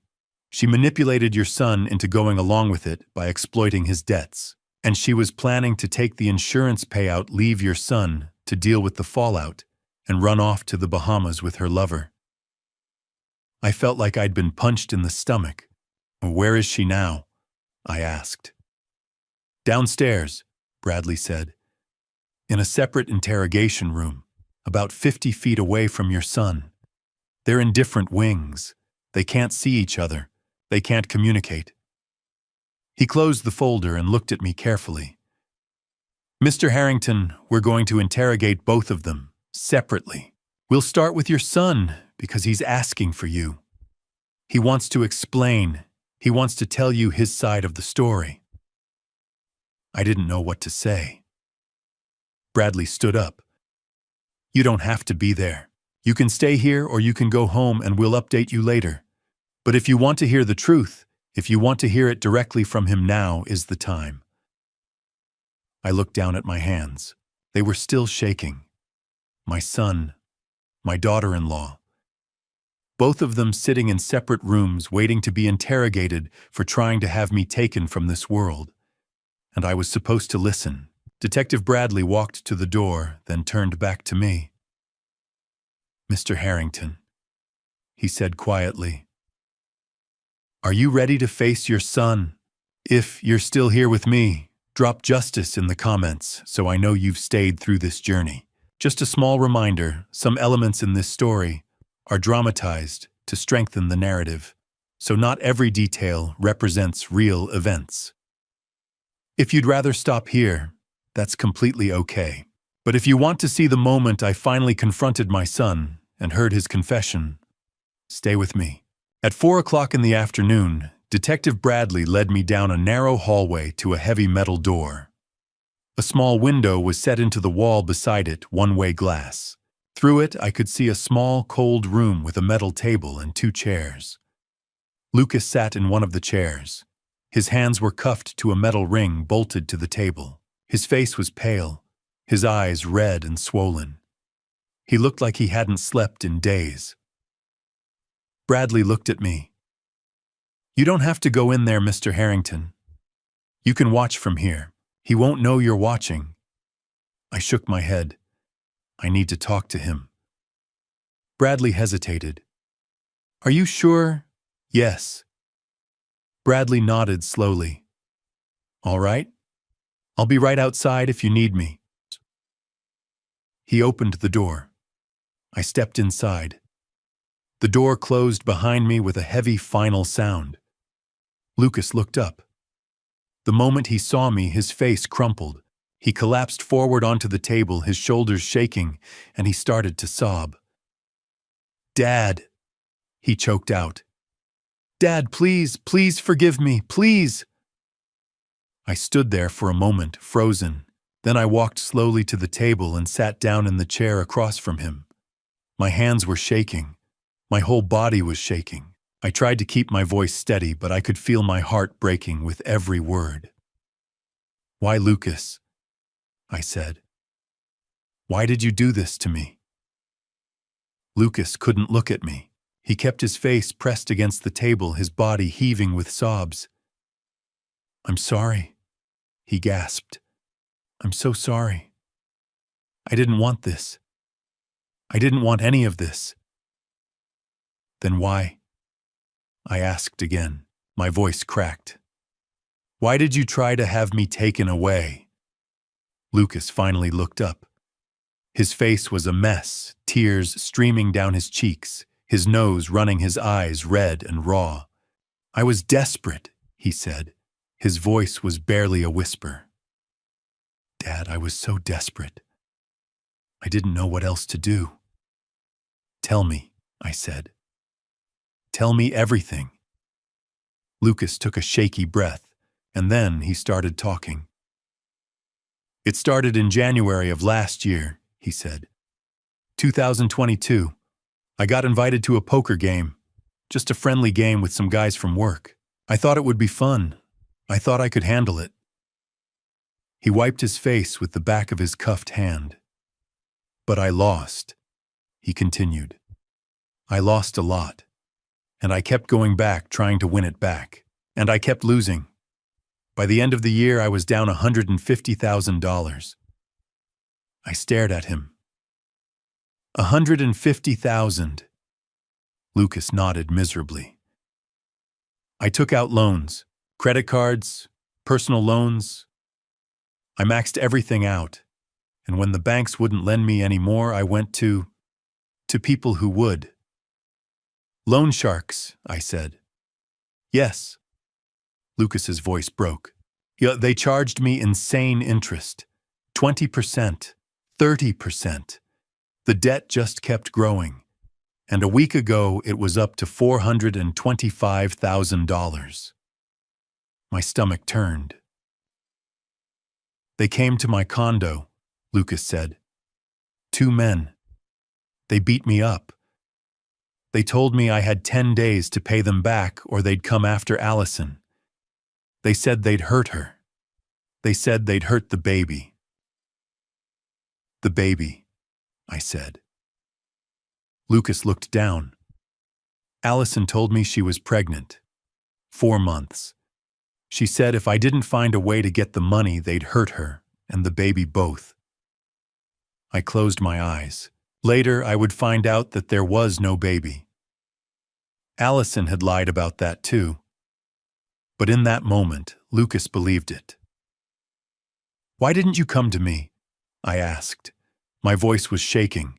"Lucas, why didn't you tell me? I would have helped you. I would have done anything." "I was ashamed," Lucas said. He was crying again. "I was so ashamed, Dad. I didn't want you to know what I'd done. And Allison said, she said you wouldn't have enough money to pay off the debt anyway. She said the house and your savings wouldn't be enough. She said there was only one way." I looked at him.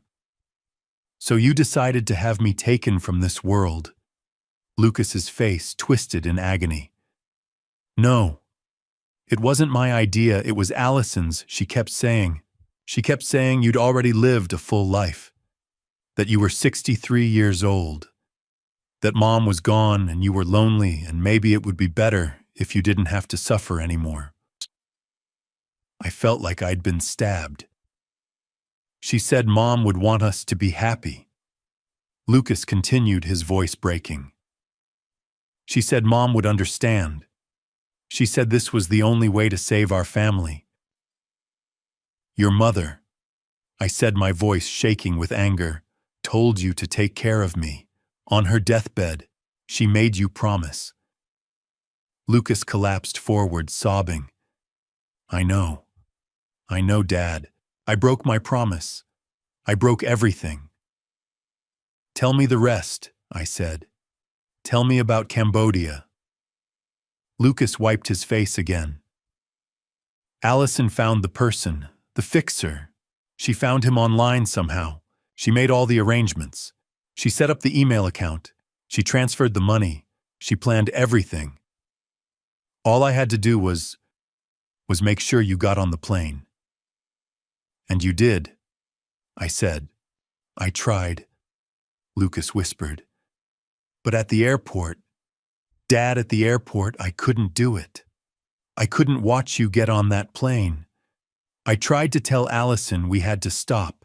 I told her I couldn't go through with it. But she texted me. She said it was too late. She said the money was already paid. She said if we didn't go through with it, the fixer would come after us. She said we couldn't turn back. I stood up slowly. Tears were streaming down my face. You destroyed everything, I said. My voice was quiet, but it cut through the room like a knife. You destroyed our family. You destroyed your mother's memory. You broke the promise you made to her. Lucas slid out of his chair and collapsed onto the floor, still cuffed to the table, sobbing uncontrollably. Please, Dad, he gasped. Please, I'm sorry. I'm so sorry. I looked down at him, my son, my only child. The boy I'd taught to ride a bike. The boy I'd watched grow into a man. The boy Margaret had loved more than anything in the world. And now he was on his knees crying, begging for forgiveness, for trying to have me taken from this world. I turned and walked to the door. Dad! Lucas screamed. Dad, please, don't leave me. Please. I opened the door and stepped out into the hallway. Detective Bradley was standing there waiting. I looked at him. I can't, I said. My voice was hollow. I can't look at him anymore. I walked away. Behind me, I could still hear Lucas's sobs echoing through the metal door. I didn't go into the room when they interrogated Allison. I couldn't. I'd barely made it through the conversation with Lucas. I didn't have the strength to face her. Instead, I sat in the observation room with Officer Wells. She brought me water. She didn't say anything. She just sat with me while I stared at the one-way glass, watching the empty interrogation room on the other side. At 5:30 in the evening, 2 officers brought Allison in. She looked calm, composed. Her hair was still pulled back neatly. Her clothes were clean. She walked into the room like she was walking into a business meeting. They sat her down, cuffed her hands to the table, and then Detective Bradley walked in. Mrs. Harrington, Bradley said, sitting down across from her. Do you know why you're here? Allison looked at him with cold, steady eyes. I want a lawyer. Bradley nodded. That's your right. But before we call one, I think you should know what evidence we have. He opened a folder and slid several documents across the table. Photographs, bank statements, email printouts, text messages. Allison glanced at them. Her face didn't change. We found the tickets to the Bahamas, Bradley said. You and Preston Walsh, departing tomorrow morning. First class, one way. Allison said nothing. We found $18,000 in cash in your suitcase, Bradley continued. Hidden under a sweater, small bills, that's the second half of the payment to the fixer in Cambodia, isn't it? Still nothing.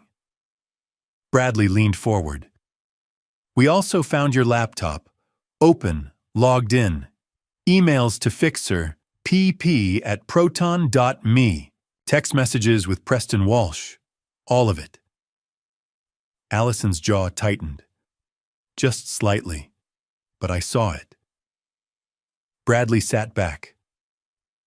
Mrs. Harrington, we have everything, the emails, the bank transfers, the flight reservations, the voice recordings. You're not getting out of this. So you can either sit here and say nothing while we build the case against you, or you can talk to me. Your choice. There was a long silence, and then Allison spoke. Her voice was flat, cold. Lucas is weak, she said. He gambled away everything we had. He buried us in debt. I needed a way out. Bradley didn't react. He just watched her. I met Preston 8 months ago, Allison continued. At a business conference in Boulder. He's successful, wealthy, CEO of a tech company, everything Lucas isn't. And you started an affair, Bradley said. Yes. Allison didn't look ashamed. She looked bored. Preston didn't know I was married. I told him I was separated, that I was in the process of getting a divorce. He believed me. Did he know about the plan? Bradley asked. Allison laughed. It was a short, sharp sound. Of course not. Preston's not a criminal. He's just useful. He has money. He has connections. And he was willing to take me away from all of this. Bradley tapped the folder. Tell me about George Harrington. Allison's expression didn't change. He's 63 years old. He's lived a full life. His wife is gone. He's alone. He has hundreds of thousands of dollars sitting in the bank doing nothing. It made sense. I felt like I'd been slapped. It made sense to have him taken away, Bradley said. Allison shrugged. Lucas owed $425,000. The life insurance policy was worth $350,000. Add in George's savings and the house, and we'd have more than enough to pay off the debt and start over. Bradley's voice was hard. And Lucas, your husband, what about him? Allison smiled. It was a cold, cruel smile. Lucas is easy to manipulate. He's terrified of the loan sharks. He's desperate. All I had to do was convince him there was no other way. And after, Bradley asked. After the plan was carried out, what were you going to do with Lucas? Allison leaned back in her chair as much as the cuffs would allow. Leave him, obviously. I'd already booked the tickets. Preston and I were supposed to fly out tomorrow morning. By the time Lucas figured it out, I'd be gone. And Preston, Bradley said, he didn't know any of this. No, Allison said. Sir Preston thought I was leaving Lucas to be with him. He thought we were starting a new life together. He had no idea about the rest of it. Bradley closed the folder. Mrs. Harrington, you're being charged with conspiracy to commit serious harm, fraud, forgery, and wire transfer violations. You're looking at 15 to 20 years in prison. Allison's face finally flickered, just for a second. Fear, or maybe anger. I want my lawyer now, she said. Bradley stood up. We'll arrange that. He walked out of the room. Allison sat there alone, staring at the table. I turned away from the glass. I couldn't look at her anymore. At 7 o'clock that evening, Preston Walsh arrived at the police station. Detective Bradley had asked him to come in for questioning. Preston had agreed immediately. I watched through the glass as they brought him into another interrogation room. He looked confused, worried, but not guilty.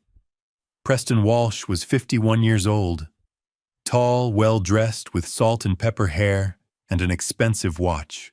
He looked exactly like what he was, a successful businessman who had no idea he'd been manipulated. "Mr. Walsh," Bradley said, sitting down across from him, "thank you for coming in. I need to ask you some questions about Allison Harrington." Preston's face went pale. "Is she okay? What's going on?" Bradley explained everything. The plan, the fixer in Cambodia, the life insurance fraud, the emails, the money transfers. Preston's face went from pale to white. He looked like he was going to be sick. "I didn't know," Preston said. His voice was shaking. "I swear to God, I didn't know any of this. She told me she was getting a divorce. She said her husband was abusive. She said she needed to get away from him. I believed her." Bradley nodded. "We know Mr. Walsh. We've checked your phone records, your emails, your bank accounts. There's no evidence you were involved in any of this. You were a victim too. She lied to you." Preston put his head in his hands. Oh God, oh God.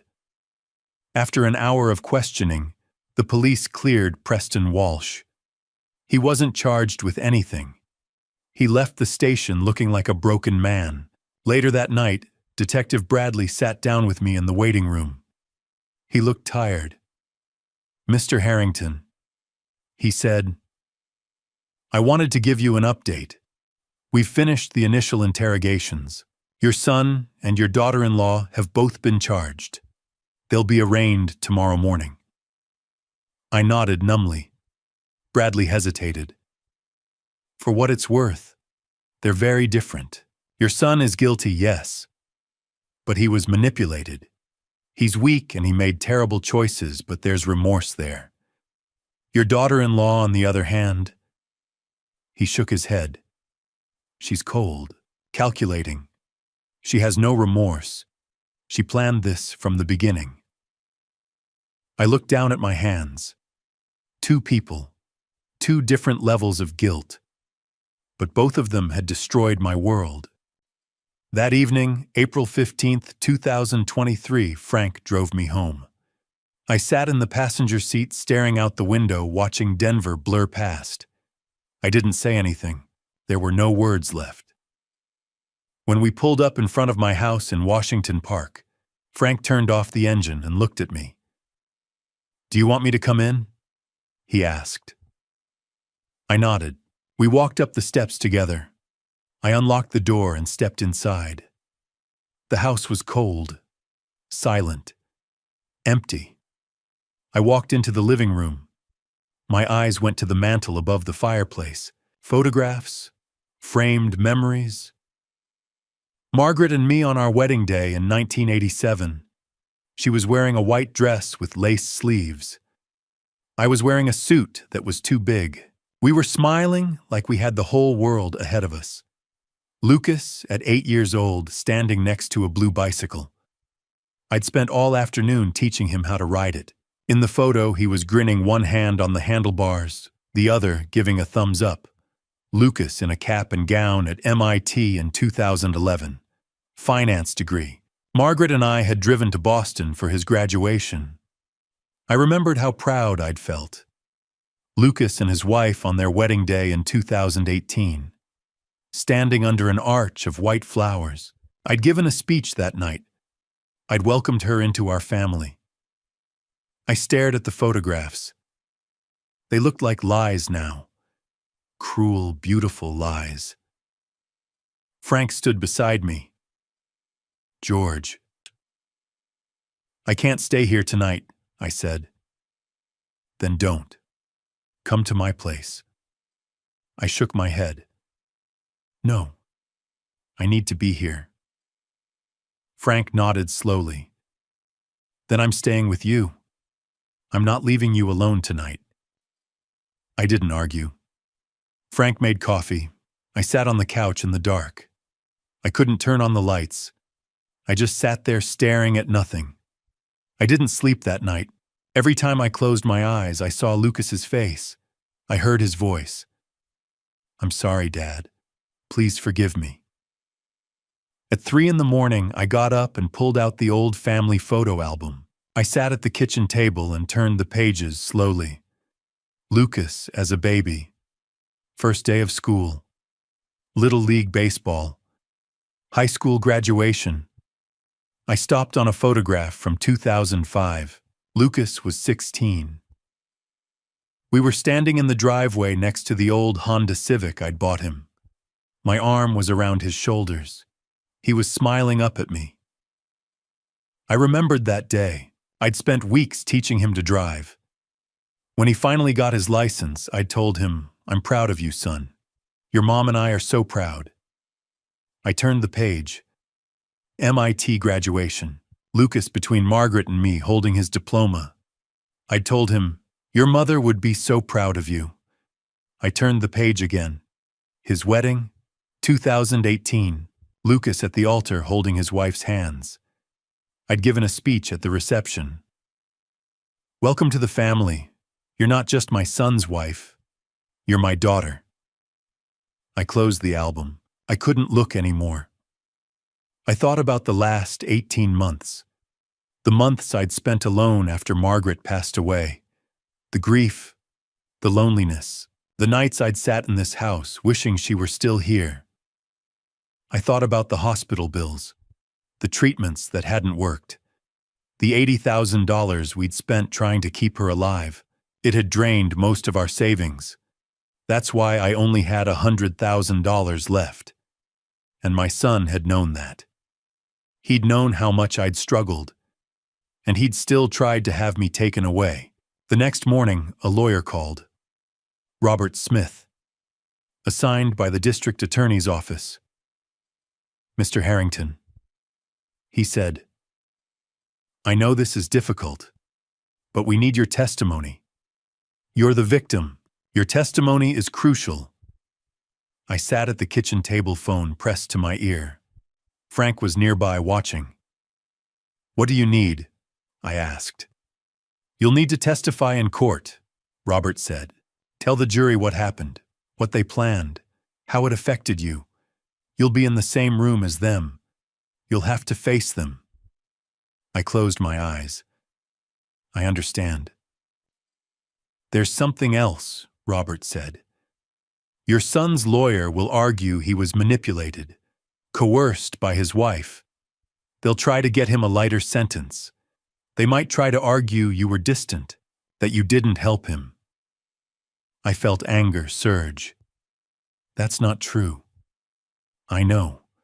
That's why we need you to testify, to tell the truth." I took a breath. "I'll do it. I'll testify. They need to face justice." Robert was quiet. "I'm sorry, Mr. Harrington. No father should have to do this." "No," I said.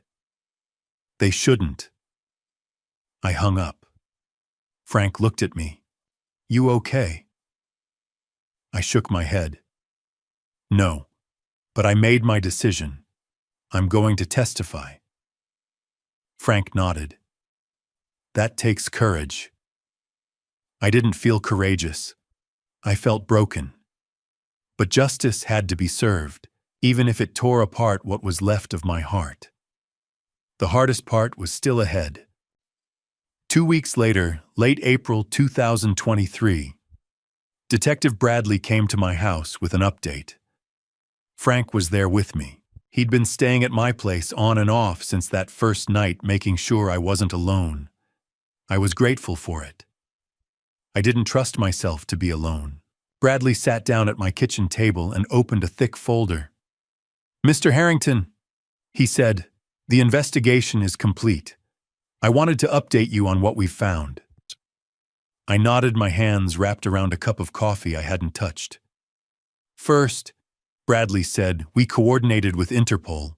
The person your daughter-in-law hired in Phnom Penh, the fixer, has been arrested by Cambodian authorities. He's confessed." He admitted to receiving $12,000 from an American woman. He was waiting at Central Market on the date your son and daughter-in-law had specified.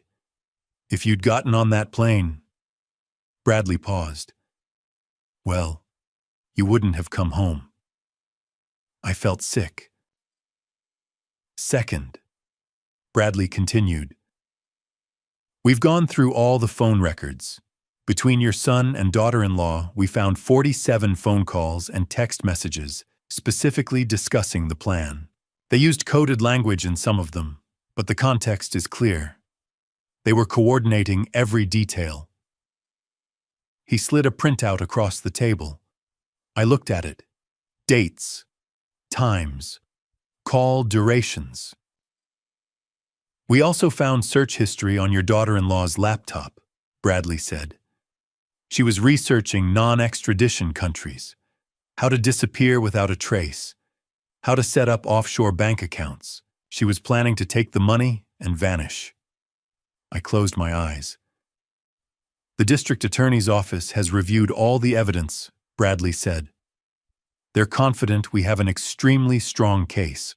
Your daughter-in-law is being charged with conspiracy to commit serious harm, wire fraud, forgery, and several other counts. Your son is being charged with conspiracy and complicity. What does that mean? I asked. In terms of how long they'll be in prison. Bradley looked at me carefully. Based on the charges and the evidence, your daughter-in-law is looking at 15 to 20 years. Your son, because he's cooperating and showing remorse, is looking at 10 to 15 years. But nothing is guaranteed.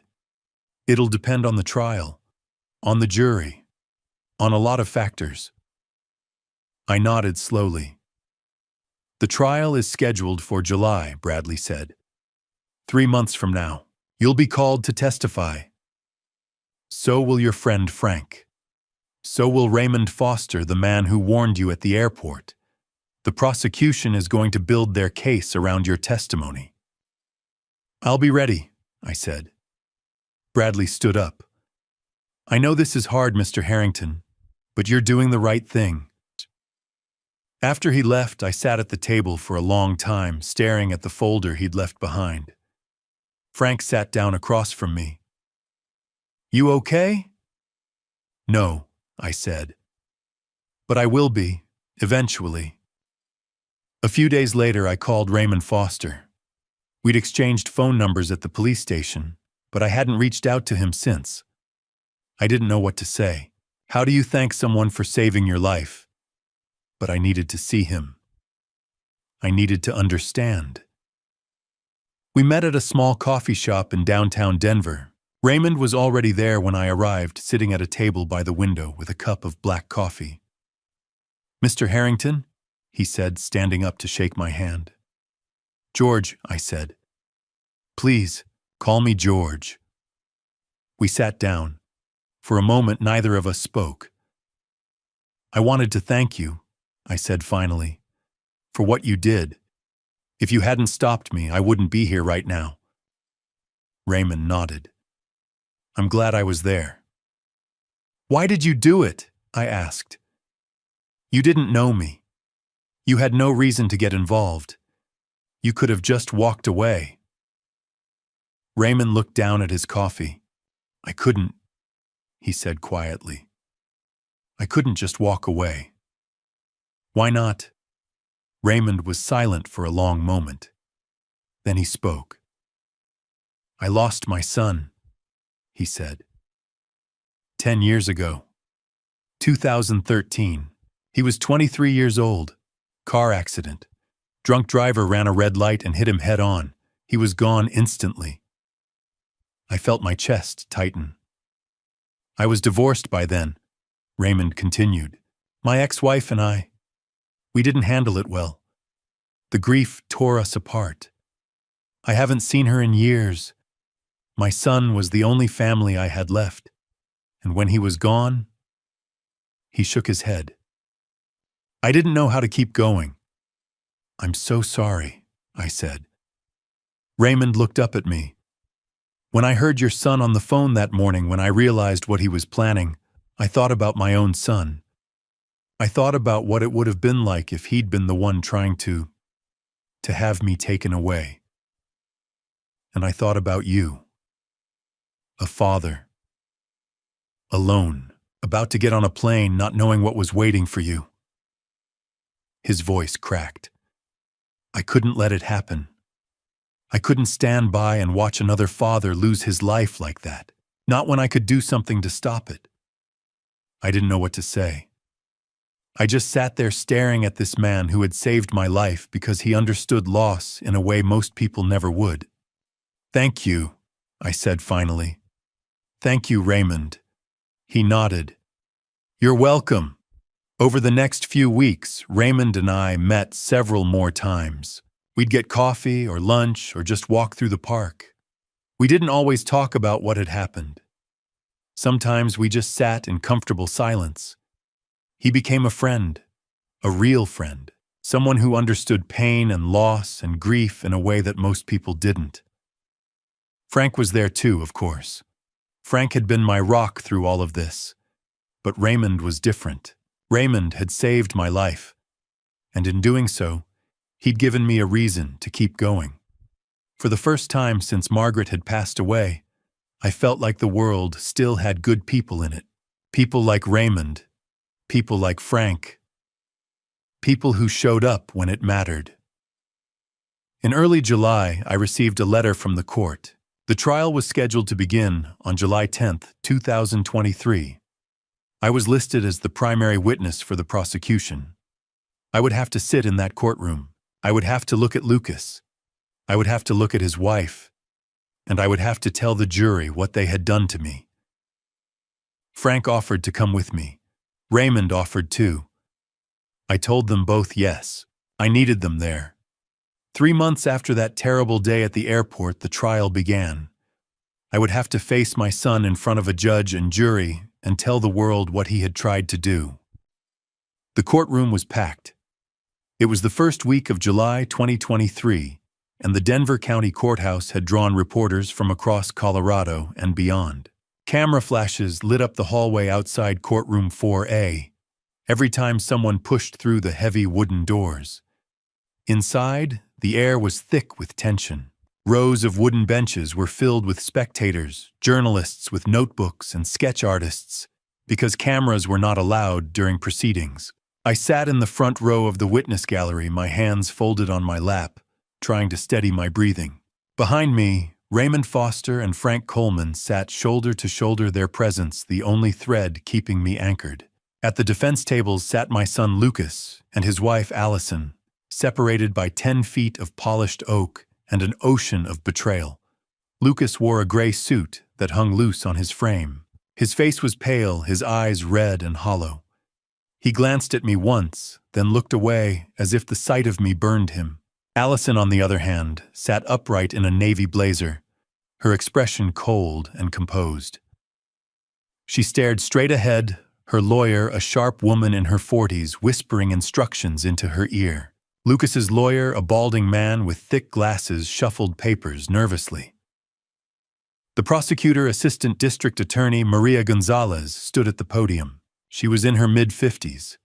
Her dark hair pulled back into a tight bun, her voice steady and clear. She addressed the jury, 12 ordinary citizens from Denver and the surrounding suburbs, and said, "Ladies and gentlemen, this case is about greed, manipulation, and ultimate betrayal. It is about a son and a daughter-in-law who conspired to have an innocent man taken from this world so they could collect a life insurance payout worth $350,000. The first week of testimony was brutal. The prosecution presented forensic evidence, enlarged photographs of the life insurance policy application. The forged signature analyzed by a handwriting expert who pointed out the unnaturally even pressure and perfect loops that did not match samples of my authentic signature. Bank records were displayed on a screen showing the $12,000 wire transfer from my joint checking account to a phone number registered in Phnom Penh, Cambodia. An Interpol liaison officer testified via video link from Bangkok. He confirmed that Cambodian authorities had arrested a man known only as Mr. Sofiek. who admitted to receiving $12,000 as a down payment for what he described as an arrangement, targeting an elderly American tourist at the Central Market on the third day of his visit. In the second week, Raymond took the stand. He wore the same blue flannel shirt he had worn that morning at the airport, though it was freshly pressed.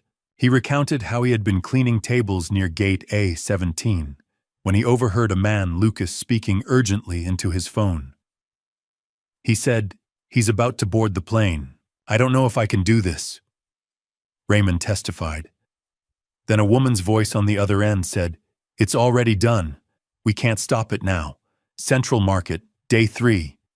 Make it look like a robbery." The courtroom was silent. Raymond's voice cracked as he explained why he had followed Lucas to gate B-23 and stopped me from boarding. "I lost my son in a car accident 10 years ago," he said quietly. "I couldn't let another father lose his life if I had the power to stop it." Frank followed Raymond. He described the frantic phone call I had made to him from the airport, how he had driven to my house in Boulder, and what he had found: the life insurance documents, the bank statements, and Lucas's laptop left carelessly on the kitchen table. The laptop's search history was entered into evidence, screenshot after screenshot, showing phrases like life insurance claim processing time, accidental death Cambodia, and Central Market Phnom Penh crime statistics. A third witness that week was Stephen Parker, Lucas's friend. Stephen, 32 years old and visibly uncomfortable, testified that Lucas had arrived at his house on the morning of April 15th in a state of panic. "He was shaking," Stephen said. "He kept saying, 'I can't go through with it. I can't do this to him.' I didn't know what he meant until the police showed up." The third week brought the defendants themselves to the stand. Lucas went first. He broke down almost immediately. His lawyer had to ask the judge for a recess after Lucas sobbed so hard he could not speak. When he returned, his voice was hoarse. He admitted everything: the gambling debts, the loan sharks, the threats against Allison and their unborn child, a lie Allison had invented to manipulate him. He described how Allison had found the contact in Cambodia, how she had used his desperation and his shame to push him into the plan. "I never wanted this," he whispered, his eyes fixed on the floor. "I loved my father. I didn't know how to stop it once it started." Allison's testimony was colder. She did not cry. She admitted to finding the fixer online, to transferring the money, and to booking the tickets to the Bahamas with Preston Walsh. But she insisted Lucas was not innocent. "He knew what was happening," she said flatly. "He signed the insurance forms. He made the withdrawals. We were both in it." The fourth week was the hardest. I took the stand on a Tuesday afternoon. Maria Gonzalez asked me to recount the morning at the airport, the gifts, the hope I had felt when Lucas and Allison gave me the tickets, and the moment Raymond stopped me at the gate. Then she asked me to look at Lucas. I turned my head slowly. My son sat slumped in his chair, tears streaming down his face. "Mr. Harrington," she said gently, "if you had boarded that plane, do you believe you would be alive today?" I took a long breath. "No," I said. "I believe they planned to have me taken away on the third day in Phnom Penh at the Central Market, and to make it look like a robbery so they could collect the insurance money." The courtroom was silent. Closing arguments came on Friday. The jury retired to deliberate at 2 o'clock in the afternoon. They deliberated for 8 hours through dinner past midnight and into the early morning. At 10:30 on Saturday, they sent a note saying they had reached a verdict, but asked to present it on the following Tuesday to allow time for proper court scheduling. On Tuesday morning, the first week of August 2023, we returned to courtroom 4A. The clerk read the verdict aloud. The courtroom fell silent. Judge Harold Brennan, a stern man in his late 60s, adjusted his glasses and looked down at the papers before him. I sat in the front row, my hands gripping the wooden bench. Behind me, Raymond and Frank waited, their presence the only comfort I had left. Allison Marie Harrington, please rise. Allison stood, her navy blazer crisp, her face emotionless. Her lawyer stood beside her, but Allison showed no fear, no remorse, nothing. Mrs. Harrington, Judge Brennan said, "You have been found guilty of conspiracy to commit serious harm, wire fraud, forgery, and solicitation of criminal activity. For conspiracy, you are sentenced to 15 years in federal prison. For wire fraud, 3 additional years. These sentences will run concurrently. You will serve 15 years without parole." Allison did not flinch. She stared straight ahead as if the words meant nothing. "Lucas Michael Harrington, please rise." My son stood. He looked hollow, gray suit, hanging loose face, gaunt eyes, swollen. He trembled, gripping the table for support. "Mr. Harrington," the judge continued, his tone slightly softer, "you have been found guilty of conspiracy and wire fraud. The court acknowledges your cooperation and remorse, but your actions remain inexcusable. For conspiracy, you are sentenced to 10 years. For fraud, 2 additional years running concurrently. Total 12 years. You may be eligible for parole after 8 years with good behavior." Lucas's knees buckled. His lawyer caught him, but his sobs echoed through the room. He turned toward me, tears streaming. "Dad," he whispered, "I know you can't forgive me, but I need you to know I'm truly sorry for what I did." I could not respond. My throat was tight, my chest aching. I stood slowly and walked out without looking back. Raymond and Frank followed. 6 months later, February 2024, I made the decision to visit Lucas one last time. I had not spoken to him since the sentencing. He had written 3 letters. I read them once, then locked them away. The Colorado Territorial Correctional Facility sat on the Eastern Plains, an hour from Denver. Gray concrete buildings, razor wire, flat winter sky. I showed my ID, passed through security, and was escorted to a small visiting room with a bolted table and 2 plastic chairs. Lucas was brought in minutes later. I barely recognized him. He had lost 20 pounds, his face hollow, cheekbones sharp. His hair, once dark and thick, was now streaked with gray, though he was only 34. He wore an orange jumpsuit with a number across the chest. His hands trembled as the officer removed his cuffs. We sat in silence. "I didn't think you'd come," he said finally, voice hoarse. "I almost didn't," I replied. "I'm glad you did." He swallowed. "I know there's nothing I can say to make this right. I broke my promise to Mom. I broke everything." His voice cracked. "I betrayed you. I betrayed her memory." "Yes," I said quietly. "You did." He nodded, tears falling. "I think about her every day. What she would say if she knew. I can't live with it, Dad."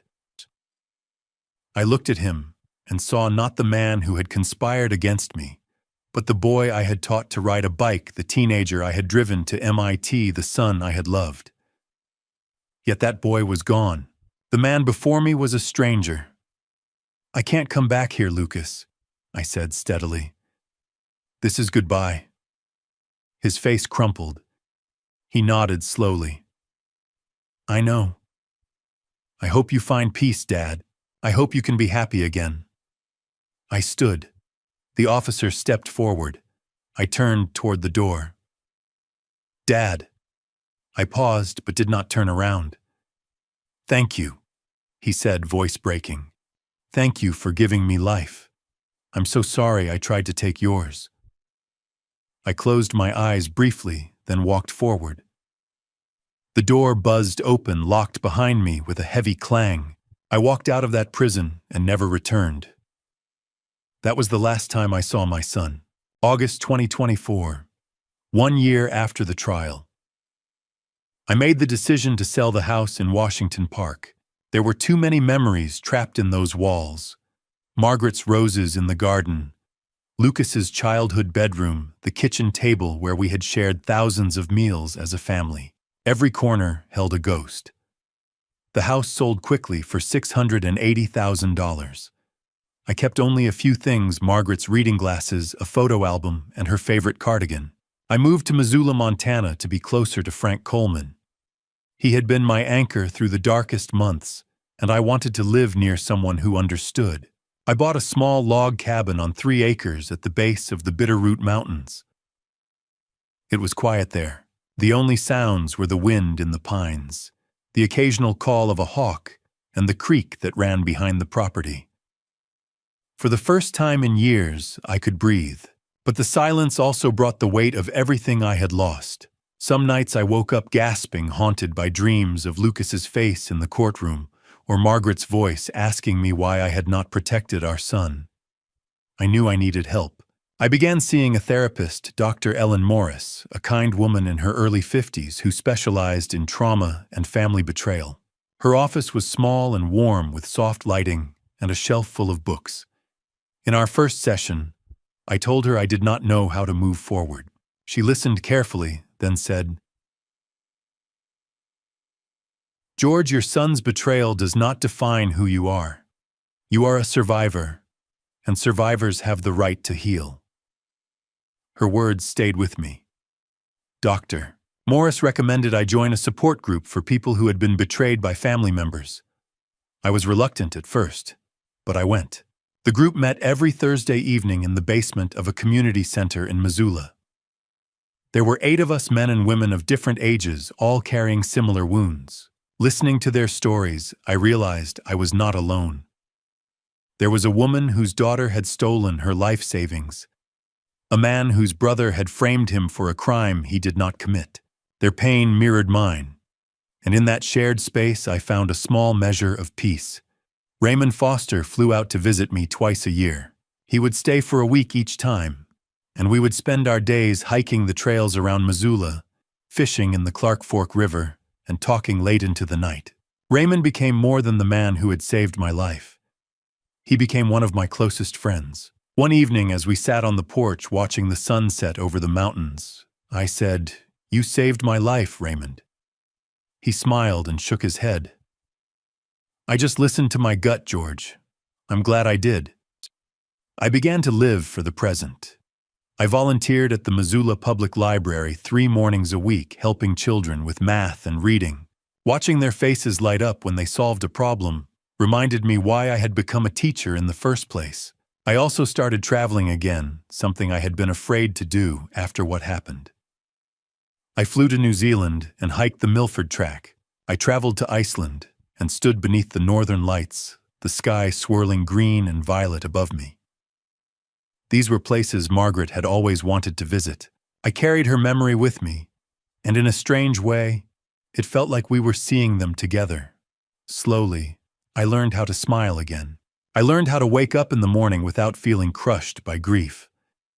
I learned that healing is not forgetting, it is choosing to keep living despite the scars. It's April 2025 now. I'm 65 years old, 2 years after that morning at the airport, and I'm finally healing. April 2025. I am 65 years old, sitting on the porch of my cabin in Montana.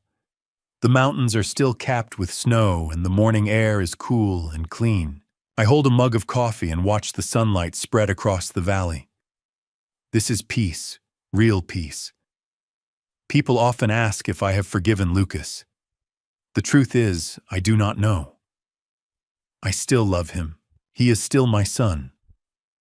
But I cannot forget standing at that airport gate holding a boarding pass moments away from boarding a plane that would have carried me to my death. Some wounds do not heal completely. They scar over and you learn to live with them. I have learned a painful truth. The people who can hurt you the most are the people you love the most. They know your vulnerabilities, your trust. When they exploit that trust, the betrayal cuts deeper than anything a stranger could inflict. Lucas knew I would do anything for him. He used that knowledge to try to have me taken from this world. But life has also shown me beauty. Raymond Foster, a complete stranger, risked his own safety to warn me. He saw something wrong and acted. That simple act of courage restored my faith in humanity. For every person driven by greed, there is another driven by compassion. Raymond saved my life not because he expected anything in return, but because it was the right thing to do. The greatest lesson I learned is about intuition. That morning at the airport, I felt something was wrong. Lucas's hands trembled on the steering wheel. He avoided my eyes. His wife stood cold and distant. Every instinct told me something was not right. But I ignored it. I told myself I was imagining things, that Lucas was just nervous. I dismissed my gut feeling because I trusted him. That trust nearly cost me my life. Your intuition exists for a reason. It is a survival mechanism designed to protect you. When something feels off, when a voice whispers that you should be careful, listen to it. Do not ignore the warning signs even when they come from people you love. Those are the hardest warnings to accept and the most dangerous to ignore. If you ever feel something is wrong, if someone's behavior does not match their words, if a situation feels unsafe, trust that feeling. Ask questions. Seek help. Step back. It could save your life. And if you see someone else in danger, speak up. Be like Raymond. Do not assume someone else will intervene. A single act of courage can change everything. I think about Margaret every day. I know she would be heartbroken by what Lucas did, grieving for the son who promised her on her deathbed that he would take care of me. But I also know she would be proud that I survived, that I chose to keep living, that I found a way to heal.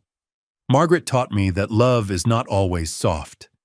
Sometimes love is fierce. Sometimes it is standing your ground and refusing to let betrayal destroy you. Sometimes it is choosing to testify because justice matters more than comfort. I testified not out of hatred, but out of commitment to the truth. If this story has touched you, share it. Someone might need to hear these words. Someone might be ignoring their instincts right now, dismissing warning signs, trusting when they should be cautious. If my pain can prevent even one person from suffering the same fate, then it was not in vain. Life is fragile, trust is precious, and intuition is a gift. I finish my coffee and set the mug down. The sun has climbed higher, warming the air. A hawk cries in the distance. I close my eyes and breathe deeply, feeling the weight of the past 2 years, not crushing me, but reminding me I am still here, still alive, still capable of hope. Trust your instincts. They might just save your life. Looking back now, I understand how easily love can blind us. This family story taught me that trust, when given without question, can sometimes become our greatest vulnerability. I believed my family would always protect me, yet I ignored the quiet warning signs right in front of me. What happened to me might sound like one of those dramatic grandpa stories people tell online, but for me it was painfully real, a moment where loyalty and betrayal collided in the most unexpected way. If I could give one piece of advice from this family story, it would be this: never ignore your instincts. When something feels wrong, there is usually a reason. I saw the tension in Lucas's hands, the way he avoided my eyes, and the cold calculation behind Allison's smiles. Yet I chose hope over caution. In many grandpa stories, the older man is portrayed as naive or powerless, but survival sometimes means learning to question even the people you love. This experience also revealed a harsh truth about human nature. Desperation and greed can change people in ways we never imagined. In my family story, a life insurance policy worth $350,000 nearly became the price of my life. Some may label what followed as revenge, but the truth is simpler than that. It was accountability. Protecting yourself legally, emotionally, and spiritually is not cruelty. It is wisdom. I also believe that faith plays a quiet role in the paths we survive. When I think back to that morning at the airport, I cannot ignore the timing. A stranger named Raymond stepped into my life at the exact moment I needed help.